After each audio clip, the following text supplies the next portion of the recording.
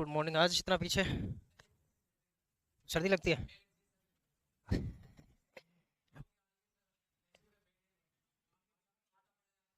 अच्छा, चलिए कोई नहीं। ऐसा विद्यार्थी जो पहली क्लास से आज आज भी आपकी पीछे वाले वीडियो ऑनलाइन ऐप पे अपलोड है, सारे के सारे कम से कम होंगे अपने 10 क्लास के आसपास हो गई हैं। ठीक है, तो वो सारे के सारे देखने हैं, नोट्स वगैरह है वो फोटोकॉपी करवा लेना और अपने स्पायरल में ऐड कर लेना, आगे लिखने का समय बच जाएगा। ठीक है, हो गया चालू ऑनलाइन। चलिए शुरू करते हैं आज का। और लास्ट क्लास में जो हमारा जो टॉपिक जो शुरू हुआ था वो क्या था आपका? अर्ध शुष्क मरुस्थलीय प्रदेश। मरुस्थलीय प्रदेश, ठीक है। विभाजन हम कल देख चुके थे, ठीक है। इलेक्ट्रॉनिक थ्योरी की क्लास क्यों नहीं सर? इलेक्ट्रॉनिक थ्योरी की टेक्निकल इशू की वजह से आज सुबह ऑनलाइन ऐप नहीं चल रही थी, किसी की भी नहीं चली थी। तो आपको रिकॉर्डेड क्लास मिल जाएगी। आज की ऑफलाइन हुई थी, बस ऐप में दिक्कत आ रही थी। क्लास नहीं स्टार्ट होती, कम से कम एक मैसेज डाल दिया कीजिए भाई। सुनिए ना इसका मैसेज का। महेंद्र, आज शुरुआत करना सर, आज से शुरुआत करना है सर। किसकी शुरुआत करनी है आज की लिखने का? Hazari Lal good morning, Ravi Kumar good morning, Himanshu सब क्लास ना हो तो बता दिया करना। ठीक है भाई हिमांशु, टेक्निकल टीम आपका देख लेगी। आज थ्योरी की क्यों नहीं थी? थ्योरी की क्लास थी, ऑनलाइन ऐप पे थोड़ा सा दिक्कत आ रहा था। ठीक है चलिए, सबसे पहला विभाजन हमने कौन सा देखा था? घग्गर का मैदान, ठीक है। घग्गर का मैदान या इसी को हम क्या बोलते हैं? बेसिन। ठीक है, अब बातें नहीं।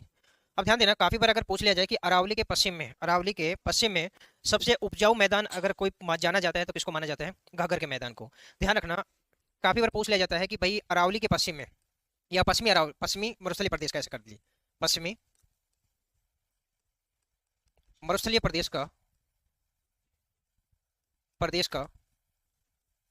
सबसे उपजाऊ मैदान है। अब ध्यान देना, पहले तो ये पता होना चाहिए कि भाई मैदान क्या होता है या बेसिन क्या होता है। ठीक है, मैदान की अगर बात करते हैं तो आसान सी भाषा में आप कहोगे 200 सेंट आपका मीटर, 200 मीटर ऊंचाई वाला जो भाग, ऊंचाई का भाग जो क्या है? समतल होता है। जो क्या होता है? समतल होता है। दूसरी बात, इसका जो निर्माण है, निर्माण की अगर हम बात करते हैं तो ध्यान रखना, नदियों के अवसाद या जलोढ़ जलोढ़ के जमाव से जमाव से अब ध्यान देना, और बेसिन का मैंने कहा कि बेसिन भी आते हैं काफी बार। ध्यान रखना, एक तो मैदान का नाम आया, हमने कहा कि घग्गर का मैदान कहते थे। काफी जगह आपको घग्गर बेसिन लिखा होगा, जैसे गोडवाड़ बेसिन का नाम आता है। तो बेसिन की अगर हम बात करते हैं तो ध्यान रखना, एक तो होता है नदी घाटी, आपने नाम सुना होगा। एक तो होता है नदी घाटी शब्द, और एक होता है नदी बेसिन, या उससे पहले अगर हम बात करें, एक होता है नदी तंत्र, और एक होता है नदी बेसिन। ये तीन शब्द आपको जनरली आपको देखने को मिलते हैं। जो नदियों वाला जो पार्ट हम अपवा तंत्र देखेंगे वहां पर इनका विस्तार से बात करेंगे। नदी घाटी का अर्थ है क्या होता है कि भाई जिस क्षेत्र से अगर कोई नदी जा रही है, जो उसका बहाव क्षेत्र है, उसको क्या कहोगे? नदी घाटी। ठीक है, यानी जिस घाटी से या जिस क्षेत्र से होकर नदी है प्रवाहित होती है ढाल प्रवणता के अकॉर्डिंग, उसे क्या कहोगे आप? नदी घाटी। नदी तंत्र किसे कहेंगे? जब इसमें इसकी छोटी छोटी सहायक नदियां हैं, जब सहायक नदियां इसमें शामिल हो जाती हैं, तो इस पूरे के पूरे तंत्र को, या आप कहेंगे इन सारी नदियों को जब सम्मिलित रूप से हम कोई नाम देते हैं तो वो क्या कहते हैं? नदी तंत्र। घाटी का मतलब जैसे गंगा नदी, गंगा घाटी अगर कहेंगे तो गंगा नदी जहां जहां से बहकर जा रही है, जिस क्षेत्र से होकर बह रही है, उसे क्या कहोगे? गंगा घाटी। वहीं पर अगर हम कहें कि गंगा नदी तंत्र की अगर बात करते हैं, तो गंगा की जितनी भी सहायक नदियां हैं, जैसे यमुना आ गई, सोन है, पुनपुन है, उधर ऊपर की तरफ देखोगे तो राम गंगा है, घाघरा है, गंडक है, गोमती है, आप कहेंगे कोसी नदी है। ठीक है, तो ये सारी की सारी सब सहायक नदियां इसमें शामिल हो जाती हैं, तब इसे कहते हैं नदी तंत्र। उसके बाद में नदी बेसिन क्या होता है? जो ये सहायक नदियां होती है, इनकी भी छोटी सहायक नदियां होती हैं, इनकी भी क्या होती हैं? आपकी सहायक नदियां होती हैं। और जो आपकी मुख्य नदी है, इस मुख्य नदी को जितने क्षेत्र से पानी मिलता है, वो सारा का सारा क्या कहलाएगा? नदी बेसिन कहलाता है। जैसे आपको पूछा जाता है कि अपना पूर्वी राजस्थान है, काफी बार एक क्वेश्चन आता है कि पूर्वी राजस्थान है वो किस नदी बेसिन का भाग है? पूर्वी राजस्थान है वो किस नदी बेसिन का भाग है? बहुत ही आसान सा क्वेश्चन होता है, ध्यान देना। जैसे जनरली आपसे क्वेश्चन पूछ लिया जाए, क्वेश्चन आता है कि जो पूर्वी राजस्थान किस नदी बेसिन का बेसिन का भाग है। ठीक है, और ऑप्शन आपके पास में होता है चंबल, बी बनास, सी गंगा, और डी आपका यमुना। ठीक है, और क्वेश्चन पूछ लिया आसान सा क्वेश्चन कि भाई पूर्वी राजस्थान है किस नदी बेसिन का भाग है, किसका होगा? ए, बी, सी, डी। ए वाले हाथ ऊपर करें, आंसर दीजिए, कोई दिक्कत नहीं, हाथ नहीं रखेंगे आपका। ए वाले आपका चंबल बेसिन, बी वाले में कोई नहीं है, बी वाले में कोई नहीं, सी वाले में कोई नहीं, डी वाले में कोई नहीं। अभी ध्यान देना, मैंने कहा एक नदी तंत्र होता है और एक आपका नदी बेसिन होता है और एक नदी होती है। अब ध्यान दे, समझना इसको थोड़ा सा। हमने कहा चंबल नदी, आपने कहा चंबल नदी, चलो विंध्याचल की पहाड़ी से, विंध्याचल से चंबल नदी निकली, उत्तर भारत की ओर बढ़ी, समझ गए? आपके रामेश्वरम में सीप नदी और आपकी बनास नदी आकर मिलती है इसमें, तो इधर से आपकी बनास नदी वगैरह आके इसमें मिल गई। ठीक है, और ये आपकी, और चंबल नदी ऊपर से आपको पता है बंदर पहुंच या यमुनोत्री से कौन सी नदी आ रही है आपकी? यमुना नदी। कौन सी नदी आ रही है? यमुना नदी। और यमुना नदी आगे जाके इटावा में आपकी एक नदी आती है, कौन सी? गंगा नदी। गंगा नदी में मिल जाती है और गंगा नदी आगे जाके बंगाल की खाड़ी में चली जाती है। ठीक है, नदी तंत्र जब आप पढ़ेंगे। अब एक बात बताओ, मैंने क्वेश्चन क्या पूछा था? नदी बेसिन। नदी बेसिन का मैंने कहा एक मुख्य नदी होती है, उसमें उसकी सहायक नदियां मिल जाती हैं, जैसे ये मुख्य नदी है, ये गंगा नदी क्या है आपकी? मुख्य नदी है। ठीक है, तो मैं इसको कह रहा हूँ गंगा नदी घाटी। अब मैं कहूँ कि गंगा नदी तंत्र कौन सा है, तो आप कहेंगे सर ये यमुना नदी इसमें जब शामिल हो गई, यमुना इसकी सहायक नदी है, मैंने इसकी जब सहायक नदी जब शामिल हो जाती है, ये क्या कहलाएगा? इसका नदी तंत्र। और मैंने कहा बेसिन की अगर बात करते हैं तो इसकी सहायक नदियों की भी उप सहायक नदी, अब यमुना की सहायक नदी कौन सी आपकी? चंबल। ठीक है, तो नदी बेसिन की अगर बात करेंगे तो इस आपका चंबल का जो क्षेत्र है और ये पूरा का पूरा गंगा का जो पार्ट है और यमुना का पार्ट है, ये सारा का सारा क्या कहलाएगा? नदी बेसिन कहलाएगा। अब पूर्वी राजस्थान है वो किस नदी बेसिन का भाग है? पूर्वी राजस्थान की देखो, बाणगंगा नदी किस में जाके मिल रही है? यमुना में। बनास नदी है प्रमुख नदी आपकी पूर्वी राजस्थान की, किस में जाके मिल रही है? चंबल में। चंबल किस में जाके मिल रही है? यमुना में। यमुना किस में मिल रही है? गंगा में।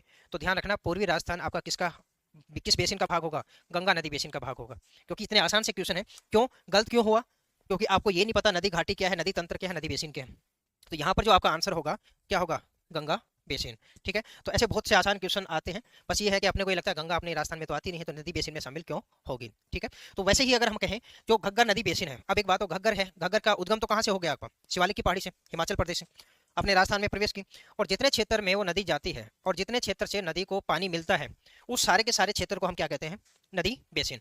तो कहने का अर्थ है कि घग्गर नदी है, उसको राजस्थान के जितने क्षेत्र से पानी मिलेगा या इसकी कोई छोटी मोटी सहायक नदियां होंगी, जितने क्षेत्र में जो वर्षा का जल इसमें आकर मिलता है, ठीक है, या नदियों का जल आकर मिलता है, वो क्या कहलाएगा? घग्गर बेसिन के नाम से जाना जाएगा। एक बार आप इतना नोट कर लीजिए, फिर आगे इसको घग्गर बेसिन के बारे में आगे लिखेंगे अपन। गौरव शर्मा सी आंसर ठीक है आपका, राम कुमार सी आंसर, पंकज ए नहीं होगा। ठीक है, मिलन गुजर वेरी गुड मॉर्निंग। बाकी विद्यार्थियों के मैसेज ऊपर जा चुके हैं, दिखाई नहीं दे रहे, सामने स्क्रीन पर इतने ही दिखाई दे रहा है।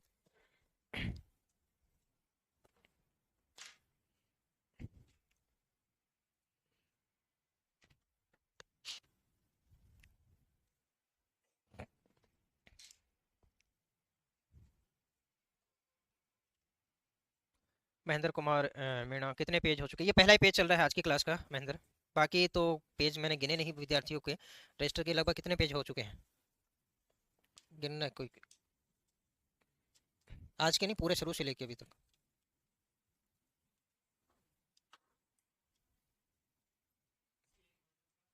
16 पेज। अगर दोनों तरफ से गिनते हैं तो 16 तो नहीं, 32 page. Suresh very good morning, Ram Ram.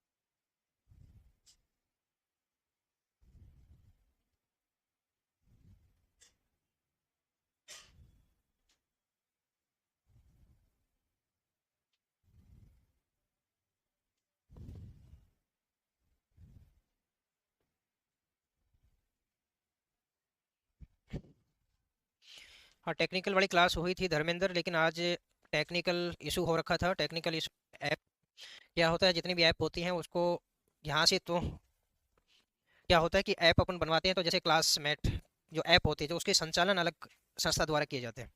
जैसे कोटली क्लासेस है, ये ऐप यूज करती है, लेकिन इसको जो मेंटेनेंस का काम है वो कोई दूसरी कंपनी करती है। कोई भी ऐप बनवाई जाती है तो ऐप बनाने वाली कंपनी है, वो ऐप का उस वेबसाइट है जो आपको साइट बना के दे रही है उसका सारा का सारा मेंटेनेंस वो करती है। तो आगे से कोई इशू आता है तो यहाँ से बैठकर वो टेक्निकल इशू है वो अपन सोल्व नहीं कर सकते जब तक सामने वाली कंपनी उसको सोल्व नहीं करती। तो काफ़ी बार वो टेक्निकल इशू आ जाते हैं। तो ऑफलाइन क्लास हुई थी, लेकिन टेक्निकल इशू से आपकी जो ऑनलाइन है वो लाइव नहीं चल पाई थी। वो रिकॉर्डेड क्लास है जो आज की रिकॉर्ड हुई है वो आपको मिल जाएगी। सुरेश सर, आपके पढ़ाने का तरीका बहुत अच्छा है, थैंक यू। ठीक है, हेमंत राम राम। आज का पहला पेज चल रहा है राकेश, ठीक है, हो गया इतना सभी का। चलिए, अब ध्यान देना, हमने कहा घग्गर नदी। अगर घग्गर की अगर बात करते हैं, नदियों में बात करेंगे हम सारी विस्तार से, लेकिन थोड़ा सा हम देख लेते हैं। पेन ड्राइव ले गया के साथ वो?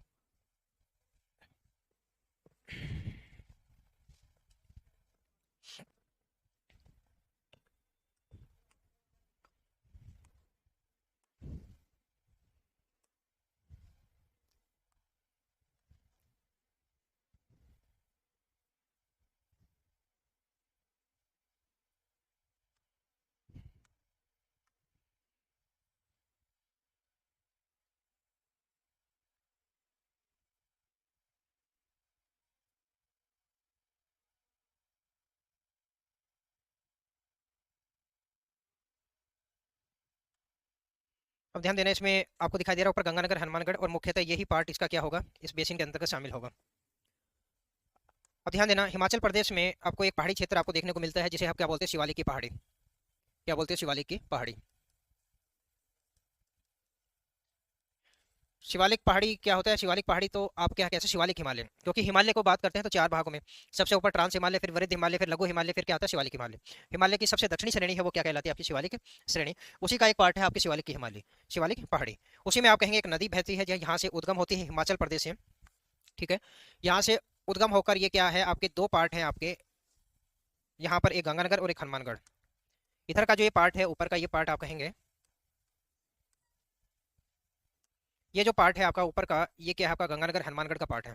एक तो क्या है आपका हनुमानगढ़ का पार्ट है, और दूसरा क्या है, गंगानगर। दो यहाँ पर क्या है, जिले पड़ते हैं। और यहाँ से जो शिवालिक की पहाड़ी से जो नदी आ रही है, इसको आप कहेंगे तो ये कौन सी नदी आपकी, ये कौन सी, घग्गर नदी। कौन सी नदी है आपकी, घग्गर नदी। शिवालिक की पहाड़ी से उद्गम हो रहा है आपके यहाँ पर गंगानगर हनुमानगढ़ के जो बेल्ट है यहाँ पर ये आती है। तो यहाँ पर जो इसके जो बाढ़ का जो क्षेत्र होता है, ठीक है, तो ये वाला जो ऊपर का जो गंगानगर हनुमानगढ़ का जो पार्ट है, इसी को आप किस नाम से जानते हैं, घग्गर का मैदान, घग्गर बेसिन या घग्गर का मैदान। अब ध्यान देना, इसी में अगर आपको कहा जाए कि भाई उपजाऊ मैदान, उपजाऊ मैदान है, यहाँ पर जो मिट्टी जो पाई जाती है, इसमें अगर हम बात करें मिट्टी कौन सी पाई जाती है, तो यहाँ पर मिट्टी की अगर बात करते हैं तो उसे भूरी मिट्टियार, भूरी मटियार मिट्टी भी कह देते हैं, या इसी को हम कहते हैं जलोढ़ मिट्टी। क्या कहते हैं, जलोढ़ मिट्टी। अब ध्यान रखना, जलोढ़ क्या है, मैंने कहा जल के द्वारा लुढ़काकर लाई गई जो मिट्टी होती है उसे क्या कहेंगे, जलोढ़। अब क्या होता है, जब ये हिमालय से आती है, हिमालय से, या इसकी जो वर्षा का जो पानी इसमें शामिल होता है, तो ऐसा तो है नहीं कि पानी अपने साथ सिर्फ पानी पानी लेके आते हैं, बहुत सारे अवसाद भी लेके आगे, छोटे कंकड़ पत्थर है, सारे के सारे क्या करता है उसमें मिक्स करके लेके आता है। अब ये सारे के सारे छोटे कंकड़ पत्थर है वो क्या है, जलोढ़। और क्यों जलोढ़, क्यों बोला, जल के द्वारा लुढ़काकर लाए गए जो क्षेत्र हो, जो अवसाद होता है उसे ही क्या कहेंगे, जलोढ़। अभी हमने देखा यहाँ पर, देखो हमने कहा कि भाई जो यहाँ पर क्या है, पश्चिमी रेगिस्तान का सबसे उपजाऊ मैदान है। उपजाऊ मैदान क्यों है, क्योंकि यहाँ पर जो जलोढ़ है, यानी नदियों के द्वारा जो लाया गया जो अवसाद है वो यहाँ पर क्या होता है, जमा होता है। और इन अवसाद में पोषक तत्वों की क्या होती है, प्रधानता होती है। और पोषक तत्वों की प्रधानता होगी तो यहाँ की जो मिट्टी होगी उपजाऊ होगी या क्या होगी, तो आप कहेंगे इस मिट्टी में क्या है, पोषक तत्व है, पोषक तत्वों की क्या है इसमें प्रधानता, क्या है प्रधानता। अब ध्यान देना, जिस मिट्टी में पोषक तत्व पाए जाएंगे तो वहां की मिट्टी क्या होगी, आप कहेंगे सर उपजाऊ मिट्टी होगी। क्या होगी, उपजाऊ मिट्टी, उपजाऊ मिट्टी, ठीक है। लेकिन ध्यान रखना, जो घग्गर नदी है, घग्गर नदी का पानी है वो वर्ष भर नहीं आता है, इस चीज को भी ध्यान में रखना आप।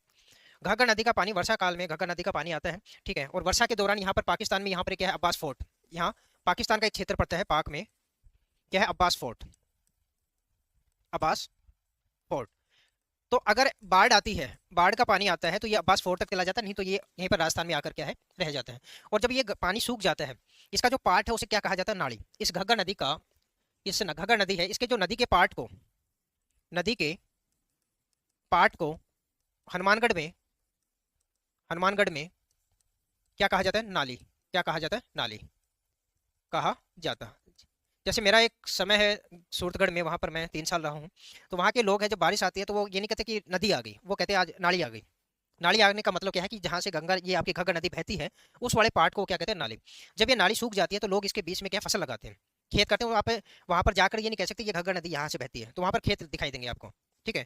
खेतों में क्या है कि उसको सूख जाती है, जो चली जाती है बह के, उसका पानी आना बंद हो जाता है, तो क्या होता है उसकी जो नमी वाली मिट्टी होती है उसमें क्या कर देते हैं वो फसल लगा देते हैं। और जब ये नदी आती है तो वहाँ के लोग हैं, कई लोगों की फसलें डूब जाती हैं उसमें। फसल डूबने के बाद में वो ऐसे उदास नहीं होते, क्यों? क्योंकि उन्हें पता है कि जब नाली आई है तो अपने साथ क्या ले पोषक तत्व लेके आई, वो जमा करती है मिट्टी वहाँ पर।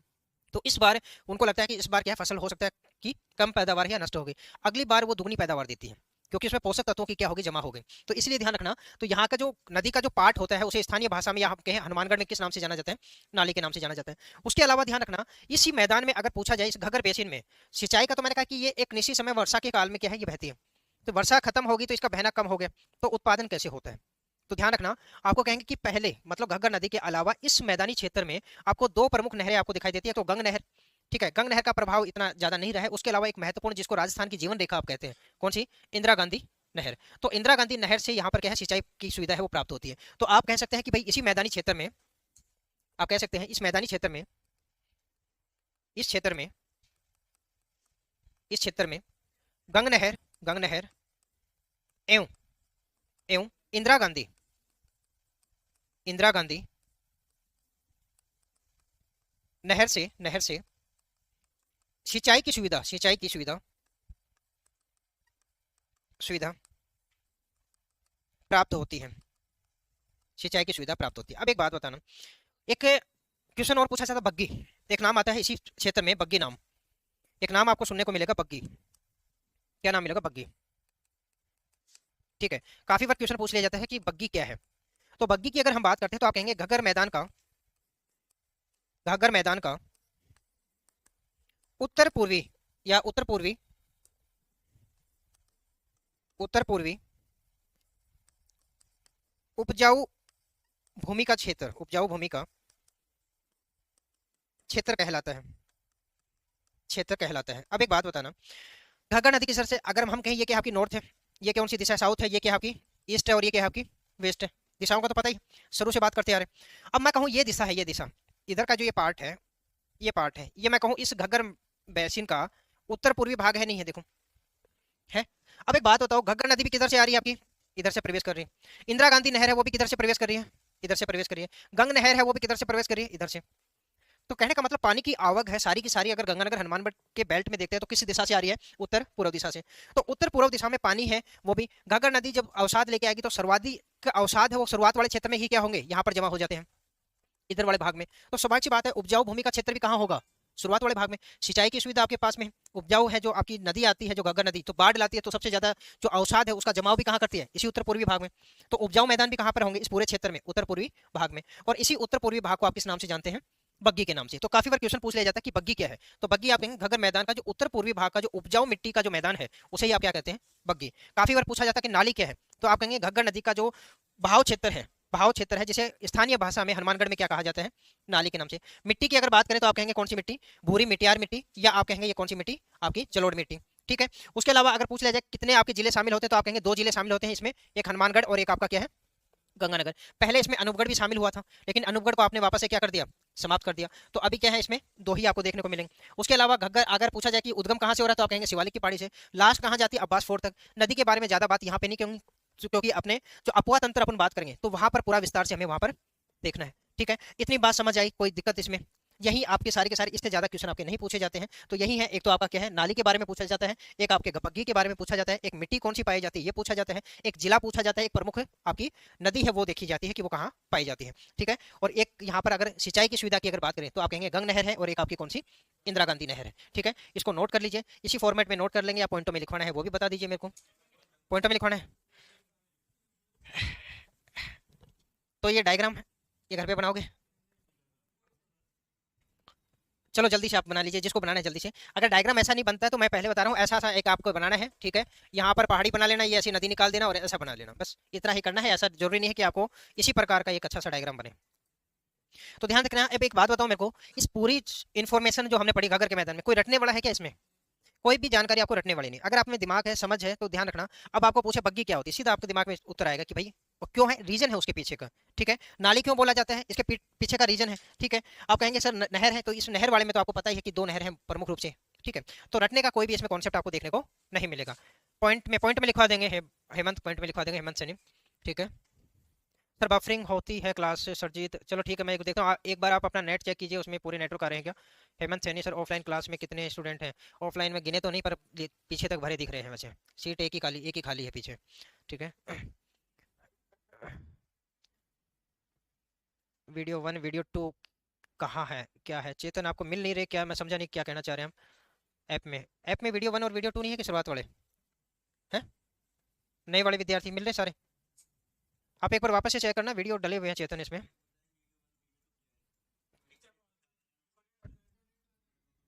मतलब समझा नहीं। अच्छा, ऑनलाइन वालों को क्या।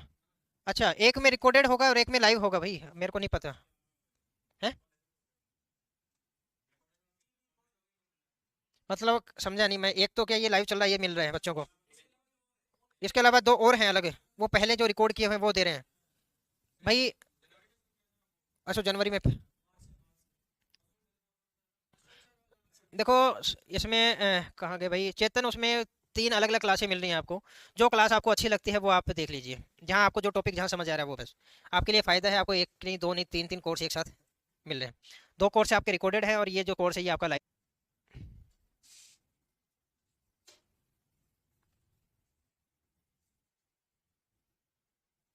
भाखड़ा नहर है सर, कौन सी बात कर रहे हैं पंकज, भाखड़ा नहर यहाँ पर नहीं। भाखड़ा नांगल परियोजना अलग है वो, इसमें अपने भाखड़ा आप उसी के बारे में पूछ रहे हैं क्या।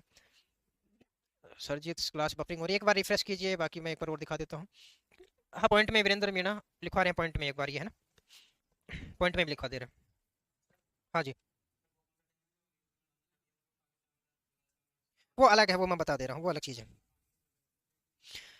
ध्यान देना, वो आपका सिंधु नहर का समझौता है, सिंधु नहर समझौता है वो अलग है। ठीक है, सिंधु नहर समझौते में आपकी क्या है कि प्रमुख नदियां आपको देखने को मिलती हैं।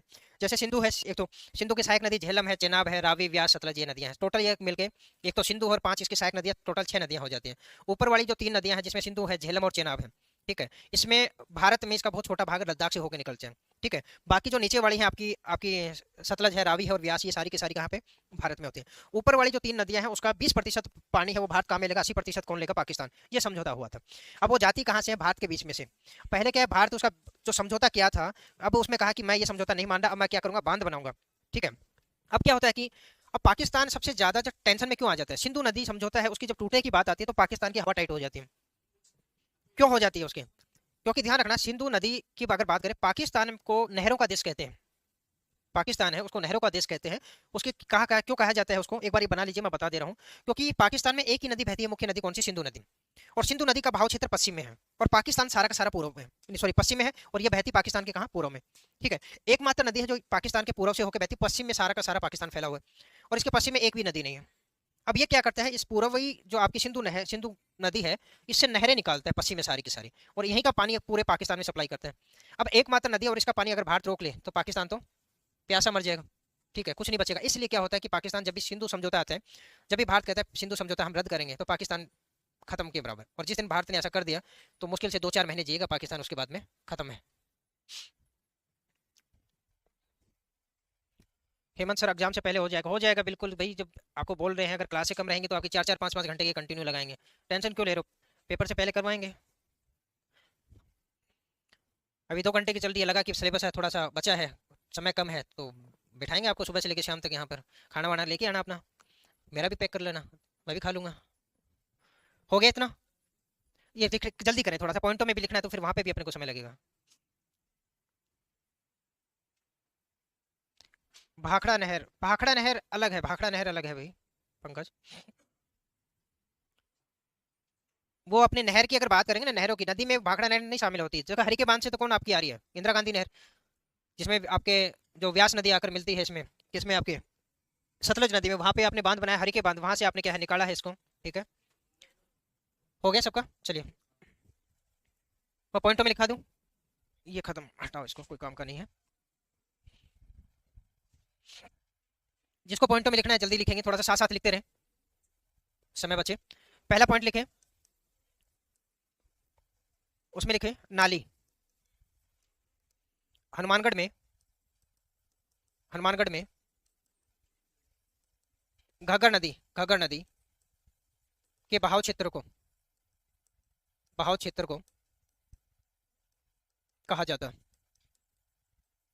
कहा जाता है। ठीक है। दूसरे नंबर पे लिखे बग्गी। उसमें लिखे घग्गर बेसिन का उत्तर पूर्वी उपजाऊ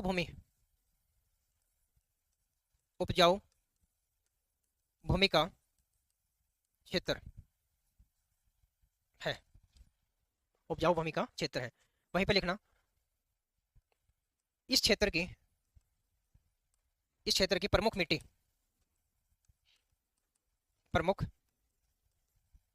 मिट्टी तो भूरी मटियार या इसी को बोलते हैं जलोढ़ मिट्टी। कौन सी? जो नदियों के पास रहती है ना, उसे सबको क्या कहेंगे? जलोढ़ मिट्टी। ठीक है। 4 नंबर में लिखे इसी में इस क्षेत्र की प्रमुख नहरी सिंचाई कौन सी? गंगा नहर एवं इंदिरा गांधी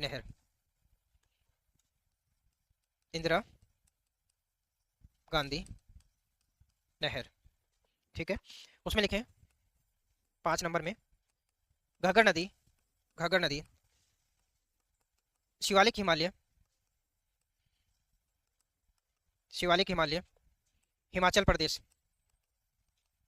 प्रदेश से उद्गम होकर राजस्थान के तीसरी लाइन में भूरी मटियार है। हाँ, मटियार। ठीक है। राजस्थान के हनुमानगढ़ एवं गंगानगर में बेसिन का निर्माण करती है।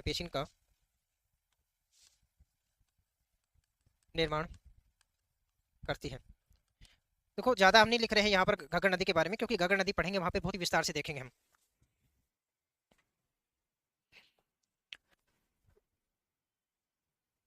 सर अभी क्या समझाया? मतलब समझा नहीं। अभी क्या समझाया? ऊपर करना थोड़ा सा। क्या कौन पूछ रहे हैं? ऊपर करना थोड़ा, कमेंट्स ऊपर करो और ऊपर। ठीक है, रुकना बस। इसमें कह रहे सर आज राजस्थान जीके कब तक कंप्लीट हो जाएगा? एग्जाम से पहले करेंगे। और नीचे करो। नहीं, वैसे ऊपर की साइड और ऊपर। भवानी सर अभी क्या समझाया? अभी घग्गर का मैदान समझाया है। इतना पानी रुकने वाला नहीं सर। हाँ, इतना पानी रोक नहीं सकते हैं कि अपन बांध बनाने होंगे। इंफ्रास्ट्रक्चर नहीं है भारत के पास में सिंधु नदी का पानी रोकने के लिए। ठीक है। पिंडल सर की क्लास हुई थी, रोहित मीणा आज टेक्निकल इशू की वजह से ऑनलाइन नहीं लगी, पता ही नहीं चल। हमें नोट्स कर रहे थे। ठीक है, कोई नहीं सर। आपने जो पढ़ाया वहीं पढ़ ले तो काफ़ी होगा। क्या राजस्थान के लिए बहुत होगा? इस एग्ज़ाम के लिए नहीं आएगा बाहर कोई। Jogendra good morning. भवानी पाकिस्तान बना। ठीक है,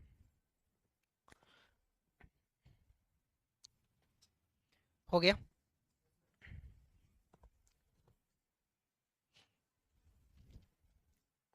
आगे हेडिंग डालो, शेखावटी निम्न भूमि प्रदेश।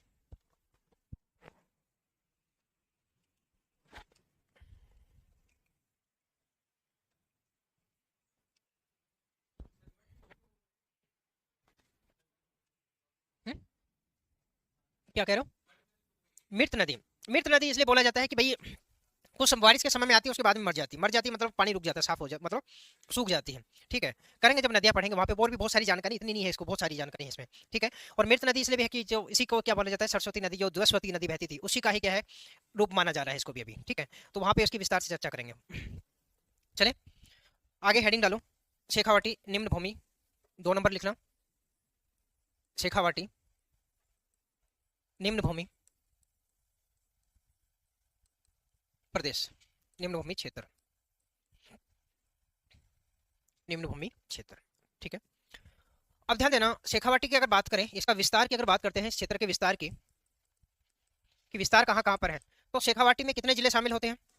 तो आप कहेंगे पहले तो 3 होते थे, कौन से आपका सीकर, चूरू, झुंझुनू, सीकर, चूरू, झुंझुनू का पार्ट था। ठीक है, एवं अभी जो नवगठित जिले हुए हैं उसमें उत्तरी कुचामन या डीडवाना कुचामन को शामिल किया जाता है, तो उसी में आप लिख सकते हैं उत्तरी डीडवाना कुचामन को इसमें क्या किया जाता है, शामिल किया जाता है। ठीक है, दूसरी चीज इसमें लिखेंगे आप, इस क्षेत्र को आंतरिक प्रवाह क्षेत्र, आंतरिक प्रवाह क्षेत्र कहा जाता है, कहा जाता है, आंतरिक प्रवाह क्षेत्र है, कहा जाता है। अब ध्यान देना, दो शब्द आते हैं, एक तो अंतः प्रवाह क्षेत्र और एक आंतरिक प्रवाह क्षेत्र। ध्यान से समझना, दो शब्द आते हैं आपके सामने, एक अंतः प्रवाह क्षेत्र, अंतः प्रवाह क्षेत्र, और एक आता है आंतरिक प्रवाह क्षेत्र, आंतरिक प्रवाह क्षेत्र। ठीक है, दोनों सेम है या अलग अलग है? जैसे आप कहते हो अंतः प्रवाह क्षेत्र की बात आती है तो आप कहते हो नागौरी उच्च भूमि, किसकी बात करते हो? नागौरी उच्च भूमि का क्षेत्र है, उसे कहते हो आप क्या है? अंतः प्रवाह क्षेत्र। और आंतरिक प्रवाह क्षेत्र की बात करते हैं तो आप कहते हो शेखावाटी बेसिन, शेखावाटी जो प्रदेश है उसको आप किस नाम से जानते हो? आंतरिक प्रवाह क्षेत्र। डिफरेंस क्या है दोनों में? अगर अंतर की अगर बात करें कि भाई आंतरिक प्रवाह है, ठीक है, कईयों को पूछोगे आप कहोगे कि भाई आंतरिक प्रवाह का क्षेत्र है, वो कहेंगे कि कातली नदी बहती है वहीं से निकलती है और वहीं पर जाकर सिक्कर की पहाड़ियों से निकलेगी और वहीं पे जाके सिक्कर और झुंझुनू में बहती है और बीकानेर की सीमा के पास में जाकर वो क्या हो जाती है? समाप्त हो जाती है। ठीक है, पहले अपन पढ़ते थे कि भाई एकमात्र राजस्थान का ऐसा जिला जहां पर एक भी नदी नहीं है, तो किसका नाम आता था? बीकानेर का। किसका आता था? बीकानेर। ठीक है, और अभी अगर बात करें तो अभी क्या बीकानेर है, कोई और भी शामिल हो गया? करेंगे चर्चा, फलौदी को भी शामिल करेंगे। ठीक है, अब ध्यान देना, अब क्या होता है कि भाई आंतरिक प्रवाह, अंतः प्रवाह, आंतरिक प्रवाह का मतलब ये है कि भाई जो शेखावाटी बेसिन की अगर बात करते हैं, समझना इसको,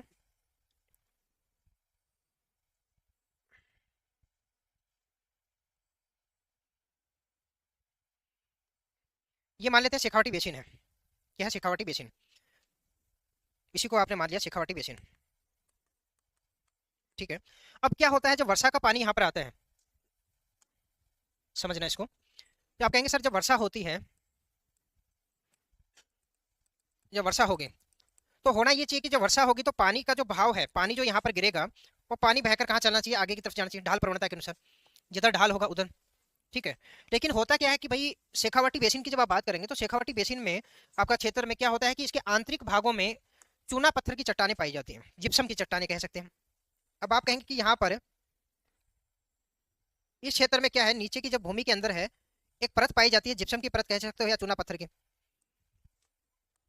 चूना पत्थर, या आप कह सकते हो जिप्सम के भी कुछ अंश यहाँ पर देखने को है, जिप्सम की एक लेयर पाई जाती है। अब क्या होता है कि वर्षा का जो पानी होता है तो वो क्या है, पहले तो भूमिगत होगा।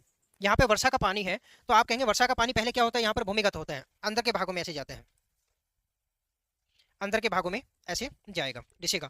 और जो आंतरिक भागों में जिप्सम की जो परत है, लेयर है, इसको पार नहीं कर पाता ये, और यहाँ पर क्या होगा, इस ढाल के सहारे ये क्या करेगा, आगे की तरफ ऐसे बढ़ना शुरू हो जाते हैं।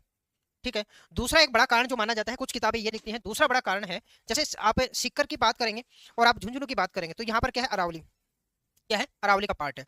अब ध्यान रखना, सीकर का कुछ पार्ट है वहां पे पानी है, झुंझुनू लगभग ही सूखा पड़ा है, कुछ हिस्सों में ही पानी है झुंझुनू में। लेकिन आपने देखा कि जैसे जयपुर है, जयपुर वाला जो पार्ट है, इधर के पार्ट में देखोगे, या चूरू का पार्ट है, यहाँ पे पानी काफी सारे, दौसा वाले पार्ट में जाओगे इधर भी पानी काफी। कभी नोटिस किया ऐसा? क्यों? क्योंकि ध्यान रखना, आपको पता है ये वाला पार्ट सारा क्या है, अरावली का पार्ट है। क्या है? अरावली का पार्ट। सीकर की भी अगर बात करेंगे, ध्यान रखना, सीकर की बात करते हैं, जैसे आपकी उत्तरी अरावली की बात करते हैं, तो उत्तरी अरावली सांबर से एक फटती है, सांबर से अलग होती है।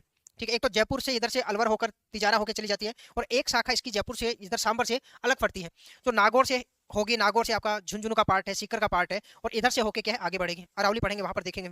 ठीक है, अब क्या होता है जब झुंझुनू का पार्ट और सीकर का पार्ट, अब ये अरावली का भाग है, इतने भाग में आपको अरावली दिखाई दे रही है, आप कहेंगे सर ये अरावली हमें दिखाई दे रही है, लेकिन ऐसा थोड़ी कि ऊपर ही अरावली है, नीचे उसके अरावली नहीं है। अरावली का कुछ भाग यहाँ पर भी है, और ये भाग है, ये देखो इतना भाग है, मैं कह दिया ये है, और इस भाग में आपका एक तो झुंझुनू है, क्या है, JHUN, झुंझुनू, और एक आप कहेंगे सर इसी भाग में आपका क्या है, सीकर है, क्या है, सीकर है। अब क्या होता है, इस भाग में जब वर्षा होगी, इस भाग में आप कहेंगे सर वर्षा हो रही है, ठीक है, इस भाग में वर्षा होगी और यहाँ का जो पानी आएगा तो आप कहोगे सर गिर तो यहाँ पर रहा है पानी वो, लेकिन जब वो रिचार्ज होगा तो इस ढाल के सारे ही इस क्षेत्र में रुकता नहीं है पानी, ये कहाँ चला जाता है, आगे की ओर, और यहाँ पर जाके इकट्ठा होगा। इस वाले भाग में। अब क्या होगा, यहाँ पर अगर कोई ट्यूबवेल करेगा, अगर यहाँ पर कोई ट्यूबवेल करेगा ऐसे, तो ट्यूबवेल करेगा तो यहाँ पर पानी मिलेगा क्या उसको? नहीं है। लेकिन कोई इंसान यहाँ पर ट्यूबवेल करेगा यहाँ पर ऐसे, तो यहाँ पर उसको पानी मिलेगा। यहाँ का पानी कभी खत्म नहीं होता। बहुत सारे आप क्षेत्र देखते हैं जहाँ पर कि पानी है वो इतने सारे आपके फुव्वारे हैं जो सिस्टम वो चलते हैं, और उसी के थोड़ा सा दूर जाओगे तो बिल्कुल पानी नहीं है। उसके पीछे का कारण क्या है? क्योंकि आंतरिक प्रवाह का मतलब क्या होता है, ये अंदर के भाग में पानी क्या होता है, इसी को आप क्या कहते हैं? आंतरिक प्रवाह। यही क्या आपका आंतरिक प्रवाह है। कहने का मतलब ऊपर का प्रवाह समाप्त है आपका, ऊपर का पानी नहीं। आंतरिक भागों में या कहेंगे चूना पत्थर या जिप्सम के भागों में तो पानी है वो क्या होता है, इसके ढाल के सारे आगे। अब इस वाले क्षेत्र में यहाँ पर आप कितना ही ट्यूबवेल कर लो, कितना ही आप बोरवेल कर लो, यहाँ पर पानी नहीं मिलेगा आपको। क्या नहीं मिलेगा? पानी नहीं मिलेगा। ठीक है, क्यों? क्योंकि यहाँ का पानी है आंतरिक जो परतें हैं उनके माध्यम से यहाँ से खिसक कर कहाँ चला गया? दूसरी जगह। इसलिए इसे क्या कहा जाता है? आंतरिक प्रवाह का क्षेत्र कहा जाता है। समझ गए क्यों कहा जाता है? एक अंतः प्रवाह का क्षेत्र है कि कोई नदी है उसी क्षेत्र में उद्गमित हुई और उसी के आसपास किसी तालाब में जाकर गिर गई। जैसे एक उदाहरण लेंगे आप इसी नागौरी भूमि में, किसका उदाहरण लेंगे? सांबर झील का। तो सांबर झील की जो आसपास की नदियां हैं वो सारी की सारी इस क्षेत्र में बहती है और किसमें चली जाती है? सांबर झील में। कहने का मतलब नागौरी उच्च भूमि के बाहर जाती नहीं है, इसलिए उसे क्या कहते हैं? अंतः प्रवाह। मतलब उसी क्षेत्र में बहने वाली नदियां, वहीं पर उनका उद्गम होता है और वहीं पर वो किसी तालाब में या झील में जाकर समाप्त हो जाती है, उसे बोला जाता है अंतः प्रवाह। और आंतरिक प्रवाह है कि ऊपरी भाग से न होकर उनका प्रवाह क्या है? आंतरिक भागों में देखने को मिलते हैं। और इसीलिए ध्यान रखना, जो अरावली का भाग है, जो चूरू वाला है ना, चोमू वाला जो भाग है आपका, चोमू का इधर का, यहाँ पर पानी खत्म नहीं है। ये कौन सा भाग है? चोमू वाला, ये वाला भाग है। इधर वाले आगे की तरफ जाओगे तो पानी खत्म है। ठीक है, तो ध्यान देना। तो इतना एक बार आप नोट कर लीजिए, ये डायग्राम बनाने की आवश्यकता नहीं है, ये वाला बना लेना, या तो वो नहीं बना रहे तो फिर चलते हैं आगे। सबसे बड़ा चैप्टर यही है, उसके बाद में छोटे चैप्टर, एक अपवाद अंतर का बड़ा चैप्टर आएगा आपका, एक जलवायु का पार्ट है वो बड़ा आएगा, बाकी छोटे सारे। रावत राजेश टेक्निकल क्लास हुई थी, लेकिन आज जो ऐप में थोड़ा इशू आया था तो लाइव नहीं हो पाई थी। आपको रिकॉर्डेड क्लास मिल जाएगी आज की।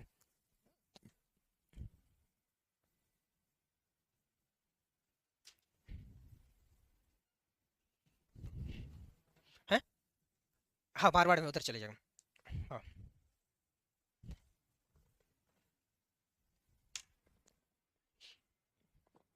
अब पता लग गया क्यों भाई आंतरिक प्रवाह का क्षेत्र है, कोई रटने वाली बात नहीं है।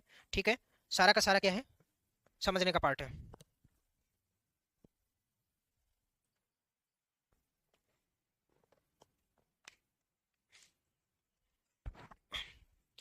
रावत ओके ठीक है। जितेंद्र प्रजापत सर कितने लाइव देख रहे हैं पता नहीं, ऊपर चले गए, ऊपर लाइव का तो नहीं दिखा रहा। सारे 50 के आसपास हैं, 50-65 के आसपास। ध्यान देना, चीज़ों को एक बार समझ लो, रटने की आवश्यकता नहीं पड़ेगी। जीवन में एक बार इन चीज़ों को समझ लिया। अब काफ़ी बार क्वेश्चन आता है जल्दबाजी में, आप क्या करते हैं? आपको पता है कि आंतरिक प्रवाह उसी में लिखा रहेगा अंतः प्रवाह, डिफरेंस करना नहीं पता जब तक आप आंसर नहीं दे पाएंगे। ठीक है, अब क्वेश्चन आएगा तो गलत नहीं होगा। आंतरिक प्रवाह है तो आंख बंद करके शेखावटी, और अंतः प्रवाह है तो आंख बंद करके नागौर। ठीक है, चलिए, हो गया सबका? चले, ऑनलाइन वाले विद्यार्थी सभी का हो गया बताए? उसी के बाद में हमने कल एक पेपर में क्वेश्चन आया था आपका बांगर प्रदेश। हमने कहा बांगर प्रदेश किसे कहा जाता है, याद आ रहा है? तो उसमें आपका शेखावटी ऑप्शन में था। ठीक है, तो समझते हैं उसको बांगर प्रदेश ही क्यों कहा जाता है। एक तो आपने रट लिया कि बांगर प्रदेश है कहा जाता है, तो बांगर रट लो और चले जाओ। ठीक है, एक होता है कि समझ लो, फिर आगे ऐसा कोई क्वेश्चन आए तो सपने में भी कोई पूछे कि हाँ भाई क्या है, तो आप कहोगे हाँ ये है। हो गया सबका? चलिए, उसी में आगे एक पॉइंट लिख ले, फिर मैं समझा देता हूँ। उसी में पॉइंट लिखे, शेखावाटी क्षेत्र को, शेखावाटी क्षेत्र को बांगर प्रदेश, बांगर प्रदेश के नाम से जाना जाता है, जाना जाता है, तथा तथा यहाँ, ये क्वेश्चन भी ध्यान रखना है, स्टेपी तुल्य जलवायु, स्टेपी तुल्य जलवायु पाई जाती है, पाई जाती है। इसको अंडरलाइन करना, बहुत बार क्वेश्चन पूछा गया है, बहुत सारे बच्चे हैं इसको गलत करते हैं। कौन सी? स्टेपी तुल्य जलवायु, स्टेपी तुल्य जलवायु। स्टेपी तुल्य जलवायु क्या होती है? जो विश्व की जलवायु हो से टोटल 11 भागों में, कितने? 3 3 9 10 11, 11 भागों में बांटा जाता है। उसी में आपके जो 30 से लेकर 45 डिग्री अक्षांश के मध्यवर्ती जो भाग होते हैं उसमें स्टेपी तुल्य जलवायु पाई जाती है। स्टेपी जो शब्द है ये आपके रशिया से लिए गए हैं, यूरोप से। यूरोप में इस प्रकार की जलवायु पाई जाती है, और विशेष करके यहाँ पर आपकी रशिया वाले जो पार्ट में, वहाँ पर इसे स्टेपी कहा जाता है। उस प्रकार की थोड़ी जलवायु आपकी जो मैच खाती है वो इस क्षेत्र से खाती है, इसलिए हम तुलना करते हैं स्टेपी तुल्य जलवायु। हैंगरी में इसी को पोस्टाज के नाम से जान लिया जाता है। ठीक है, कोई काम का नहीं, बस एक नाम याद रख ले। अगर उसको समझने बैठे तो उसमें पूरे 11 जलवायु है उसको समझेंगे तो उसके बाद में लंबा समय से में निकल जाएगा। ठीक है, अब ध्यान देना, इसको बांगर प्रदेश क्यों कहा जाता है, इसका ध्यान रखना। हमने कहा जो मैदान की अगर बात करते हैं, अभी थोड़ी देर पहले हमने कहा मैदान, तो मैदान कितने प्रकार के, तो दो प्रकार के होते हैं। कितने प्रकार के होते हैं, दो प्रकार के। और हमने कहा जलोढ़ के आधार पर ये कितने होते हैं, जलोढ़ मैदान, इसी को आप कहते हो जलोढ़ मैदान भी कह सकते हैं। ये जलोढ़ मैदान है, इनको आप दो आधार पर, एक होता है आपका खादर, एक कहा जाता है खादर और एक कहा जाता है बांगर। इस नाम से नाम सुना होगा पहले, ठीक है। जो खादर होता है ये नवीन जलोढ़ मैदान होता है, क्या होता है, नवीन जलोढ़ मैदान होता है। और नवीन जलोढ़ मैदान का मतलब जहां पर वह क्षेत्र जहां पर हर साल बाढ़ आती है, और बाढ़ आएगी तो मैंने कहा नदियों के द्वारा जो अवसाद लाया जाता है वो उस क्षेत्र में क्या होता है, जमा होता है। और ये अवसाद उपजाऊ होता है, पौष्टिक तत्वों से क्या होते हैं, भरपूर होता है। तो आपके जो नवीन जलोढ़ मैदान है ये क्या होंगे, उपजाऊ मैदान होंगे या अनुपजाऊ, कोई रटने वाली बात है। आप कहेंगे सर नवीन जलोढ़ मैदान वो होते हैं जिसमें हर साल बाढ़ का पानी जिस क्षेत्र में बह के आता है, और नदियां जो अवसाद लेके आती हैं वो इसमें डिपॉजिट करती हैं, जमा करती हैं, और ये पोषक तत्वों से प्रधान होते हैं, और इसलिए यहाँ पर क्या होता है, उपजाऊ मिट्टी का क्या होता है, निर्माण होता है। तो आप कहेंगे ये नवीन जलोढ़ मैदान क्या है, उपजाऊ मिट्टी, उपजाऊ मिट्टी का मैदान होता है। बांगर की अगर बात करें तो ये प्राचीन जलोढ़ मैदान होते हैं, क्या होते हैं, प्राचीन जलोढ़ मैदान होते हैं। और ये ध्यान रखना अनुपजाऊ होते हैं, क्या होते हैं, ये अनुपजाऊ होते हैं, ठीक है। कॉन्सेप्ट है इसका बड़ा है, थोड़ा सा आसान भाषा में मैं बता दे रहा हूँ, ठीक है। जैसे कोई भी नदी है, आप कहेंगे सर ये नदी बही, ठीक है, और इस नदी के आसपास का जो भाग होगा, इसके आसपास का ये भाग आप कहेंगे सर ये जो भाग है इस नदी के साथ साथ में, इसके पार्ट के साथ साथ का जो भाग है, यहाँ पर क्या होता है, जब नदी में बाढ़ आती है वर्षा के दौरान, तो इस नदी का पानी है वो इस क्षेत्र में पूरा फैल जाता है। ऐसे यहाँ का पानी अपने पार्ट से बाहर निकल कर, यह है इस पूरे क्षेत्र में क्या हो जाता है, फैल जाता है। इस पूरे क्षेत्र में जब ये नदी का पानी है, ये बाढ़ का पानी, ये फैल जाएगा, तो यहाँ पर क्या होगा, अवसाद का जमाव करेगा, इस क्षेत्र में क्या करेगा, अवसाद जमा होगा, अवसाद का क्या होगा, जमाव होगा। और अवसाद का जमाव होगा तो यहाँ पर क्या होगा, पोषक जो तत्व हैं वो यहाँ पर मिट्टी में आएंगे, तो ये उपजाऊ मैदान होगा।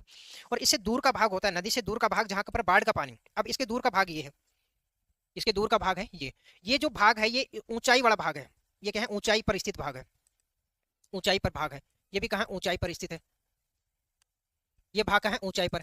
और यहाँ पर बाढ़ का पानी नहीं आता, यहाँ पर इस क्षेत्र में जो बाढ़ का पानी है, बाढ़ का पानी नहीं आता, और इधर भी आप कहेंगे सर बाढ़ का पानी नहीं आता। और जहां पर बाढ़ का पानी नहीं आता तो यहाँ पर पोषक तत्व आएंगे क्या, नहीं आएंगे। और इसका ढाल भी कैसे होता है, तो ध्यान देना, ढाल की अगर मैं बात करूं तो कुछ ऐसे होगा, ये ऐसे होता है, ऐसे होगा। अब देखो ये तो आपकी नदी है, ये तो क्या है, नदी बह रही है, ध्यान से समझना। अब आप कहेंगे सर बाढ़ वर्षा होगी, पानी बहुत सारा आएगा, तो ये नदी का पानी कहाँ तक आ गया, तो आप कहेंगे सर नदी का पानी कहाँ तक आ गया, यहाँ तक नदी का पानी फैल गया ऐसे इस पूरे क्षेत्र में। तो ये पहले ये जो मैदान था, ये मैदान था, अब इस मैदान में क्या आ गया, बाढ़ का पानी। इधर भी आप कहेंगे सर ये मैदान था, इसमें भी क्या आ गया, बाढ़ का पानी। तो ये जो बाढ़ का पानी जहां जहां पर आया इन दोनों मैदानों में, तो इसको आप कहोगे कि सर क्या है, खादर मैदान। ये कौन से आपके, खादर मैदान। इससे थोड़ा सा दूर जाओगे तो ये ऊंचाई पर स्थित है, ये क्या है, ऊंचाई पर स्थित है, दोनों तरफ देखो। और यहाँ पर बाढ़ का पानी नहीं है, लेकिन यहाँ पर वर्षा का जो पानी आएगा, यहाँ पर जो वर्षा होगी, तो यहाँ पर वर्षा होगी तो इसकी जो ऊपर की उपजाऊ सतह होती है ना, जो छोटे छोटे बारीक कण होते हैं जो उपजाऊ सतह के, वो क्या करते हैं, इसके बाढ़ के पानी के साथ में, इस वर्षा के पानी के साथ में बहकर कहाँ पे आगे, नीचे आ गए। और ये जो उपजाऊ कण है ये भी इस क्षेत्र में जाकर क्या हो गए, जमा हो गए दोनों तरफ से। और यहाँ पर केवल और केवल क्या बच गया, कंकड़ बच गए, क्या बच गए, कंकड़ बच गए, क्योंकि कंकड़ है बारिश के पानी के साथ में आगे नहीं बढ़ पाए। और इसलिए जो खादर भूमि का जो क्षेत्र होता है उबड़ खाबड़ और कंकरीला क्षेत्र होता है, क्या होता है, उबड़ खाबड़ और कंकरीला क्षेत्र। तो आप कहेंगे सर यहाँ पर सिर्फ कंकड़ बच गए तो ये उपजाऊ मैदान होगा क्या, तो ये आप कहोगे सर ये क्या हो गया, अनुपजाऊ मैदान। क्या हो गया, अनुपजाऊ मैदान। क्या हो गया, अनुपजाऊ मैदान।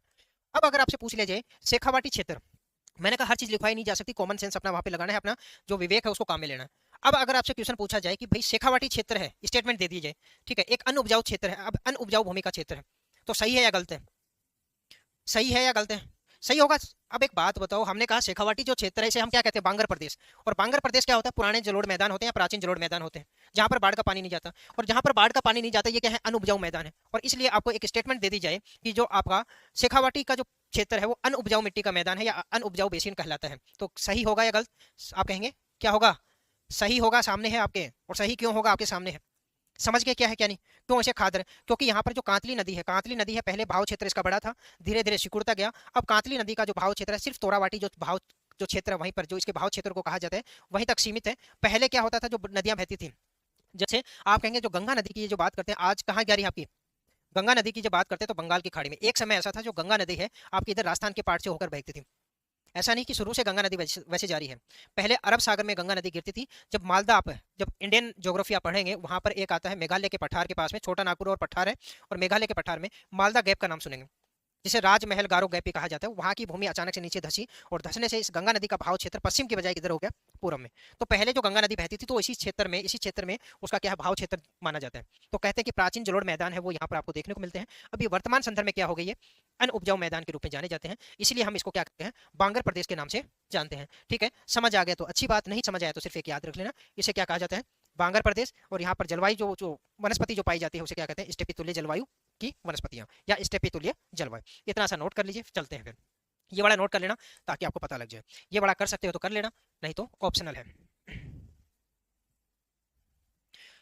ऑनलाइन वाले सभी विद्यार्थियों की एक सरजीत है, इसको समस्या आ रही है काफ़ी समय से। तो बाकी सभी विद्यार्थियों की भी क्लास, जो लाइव क्लास है वो बफरिंग हो रही है, या सिर्फ और सिर्फ सरजीत की हो रही है। ठीक है, हेमंत सैनी सर, मैं सीकर से हूँ। हाँ बिल्कुल, सीकर से स्वागत है हेमंत।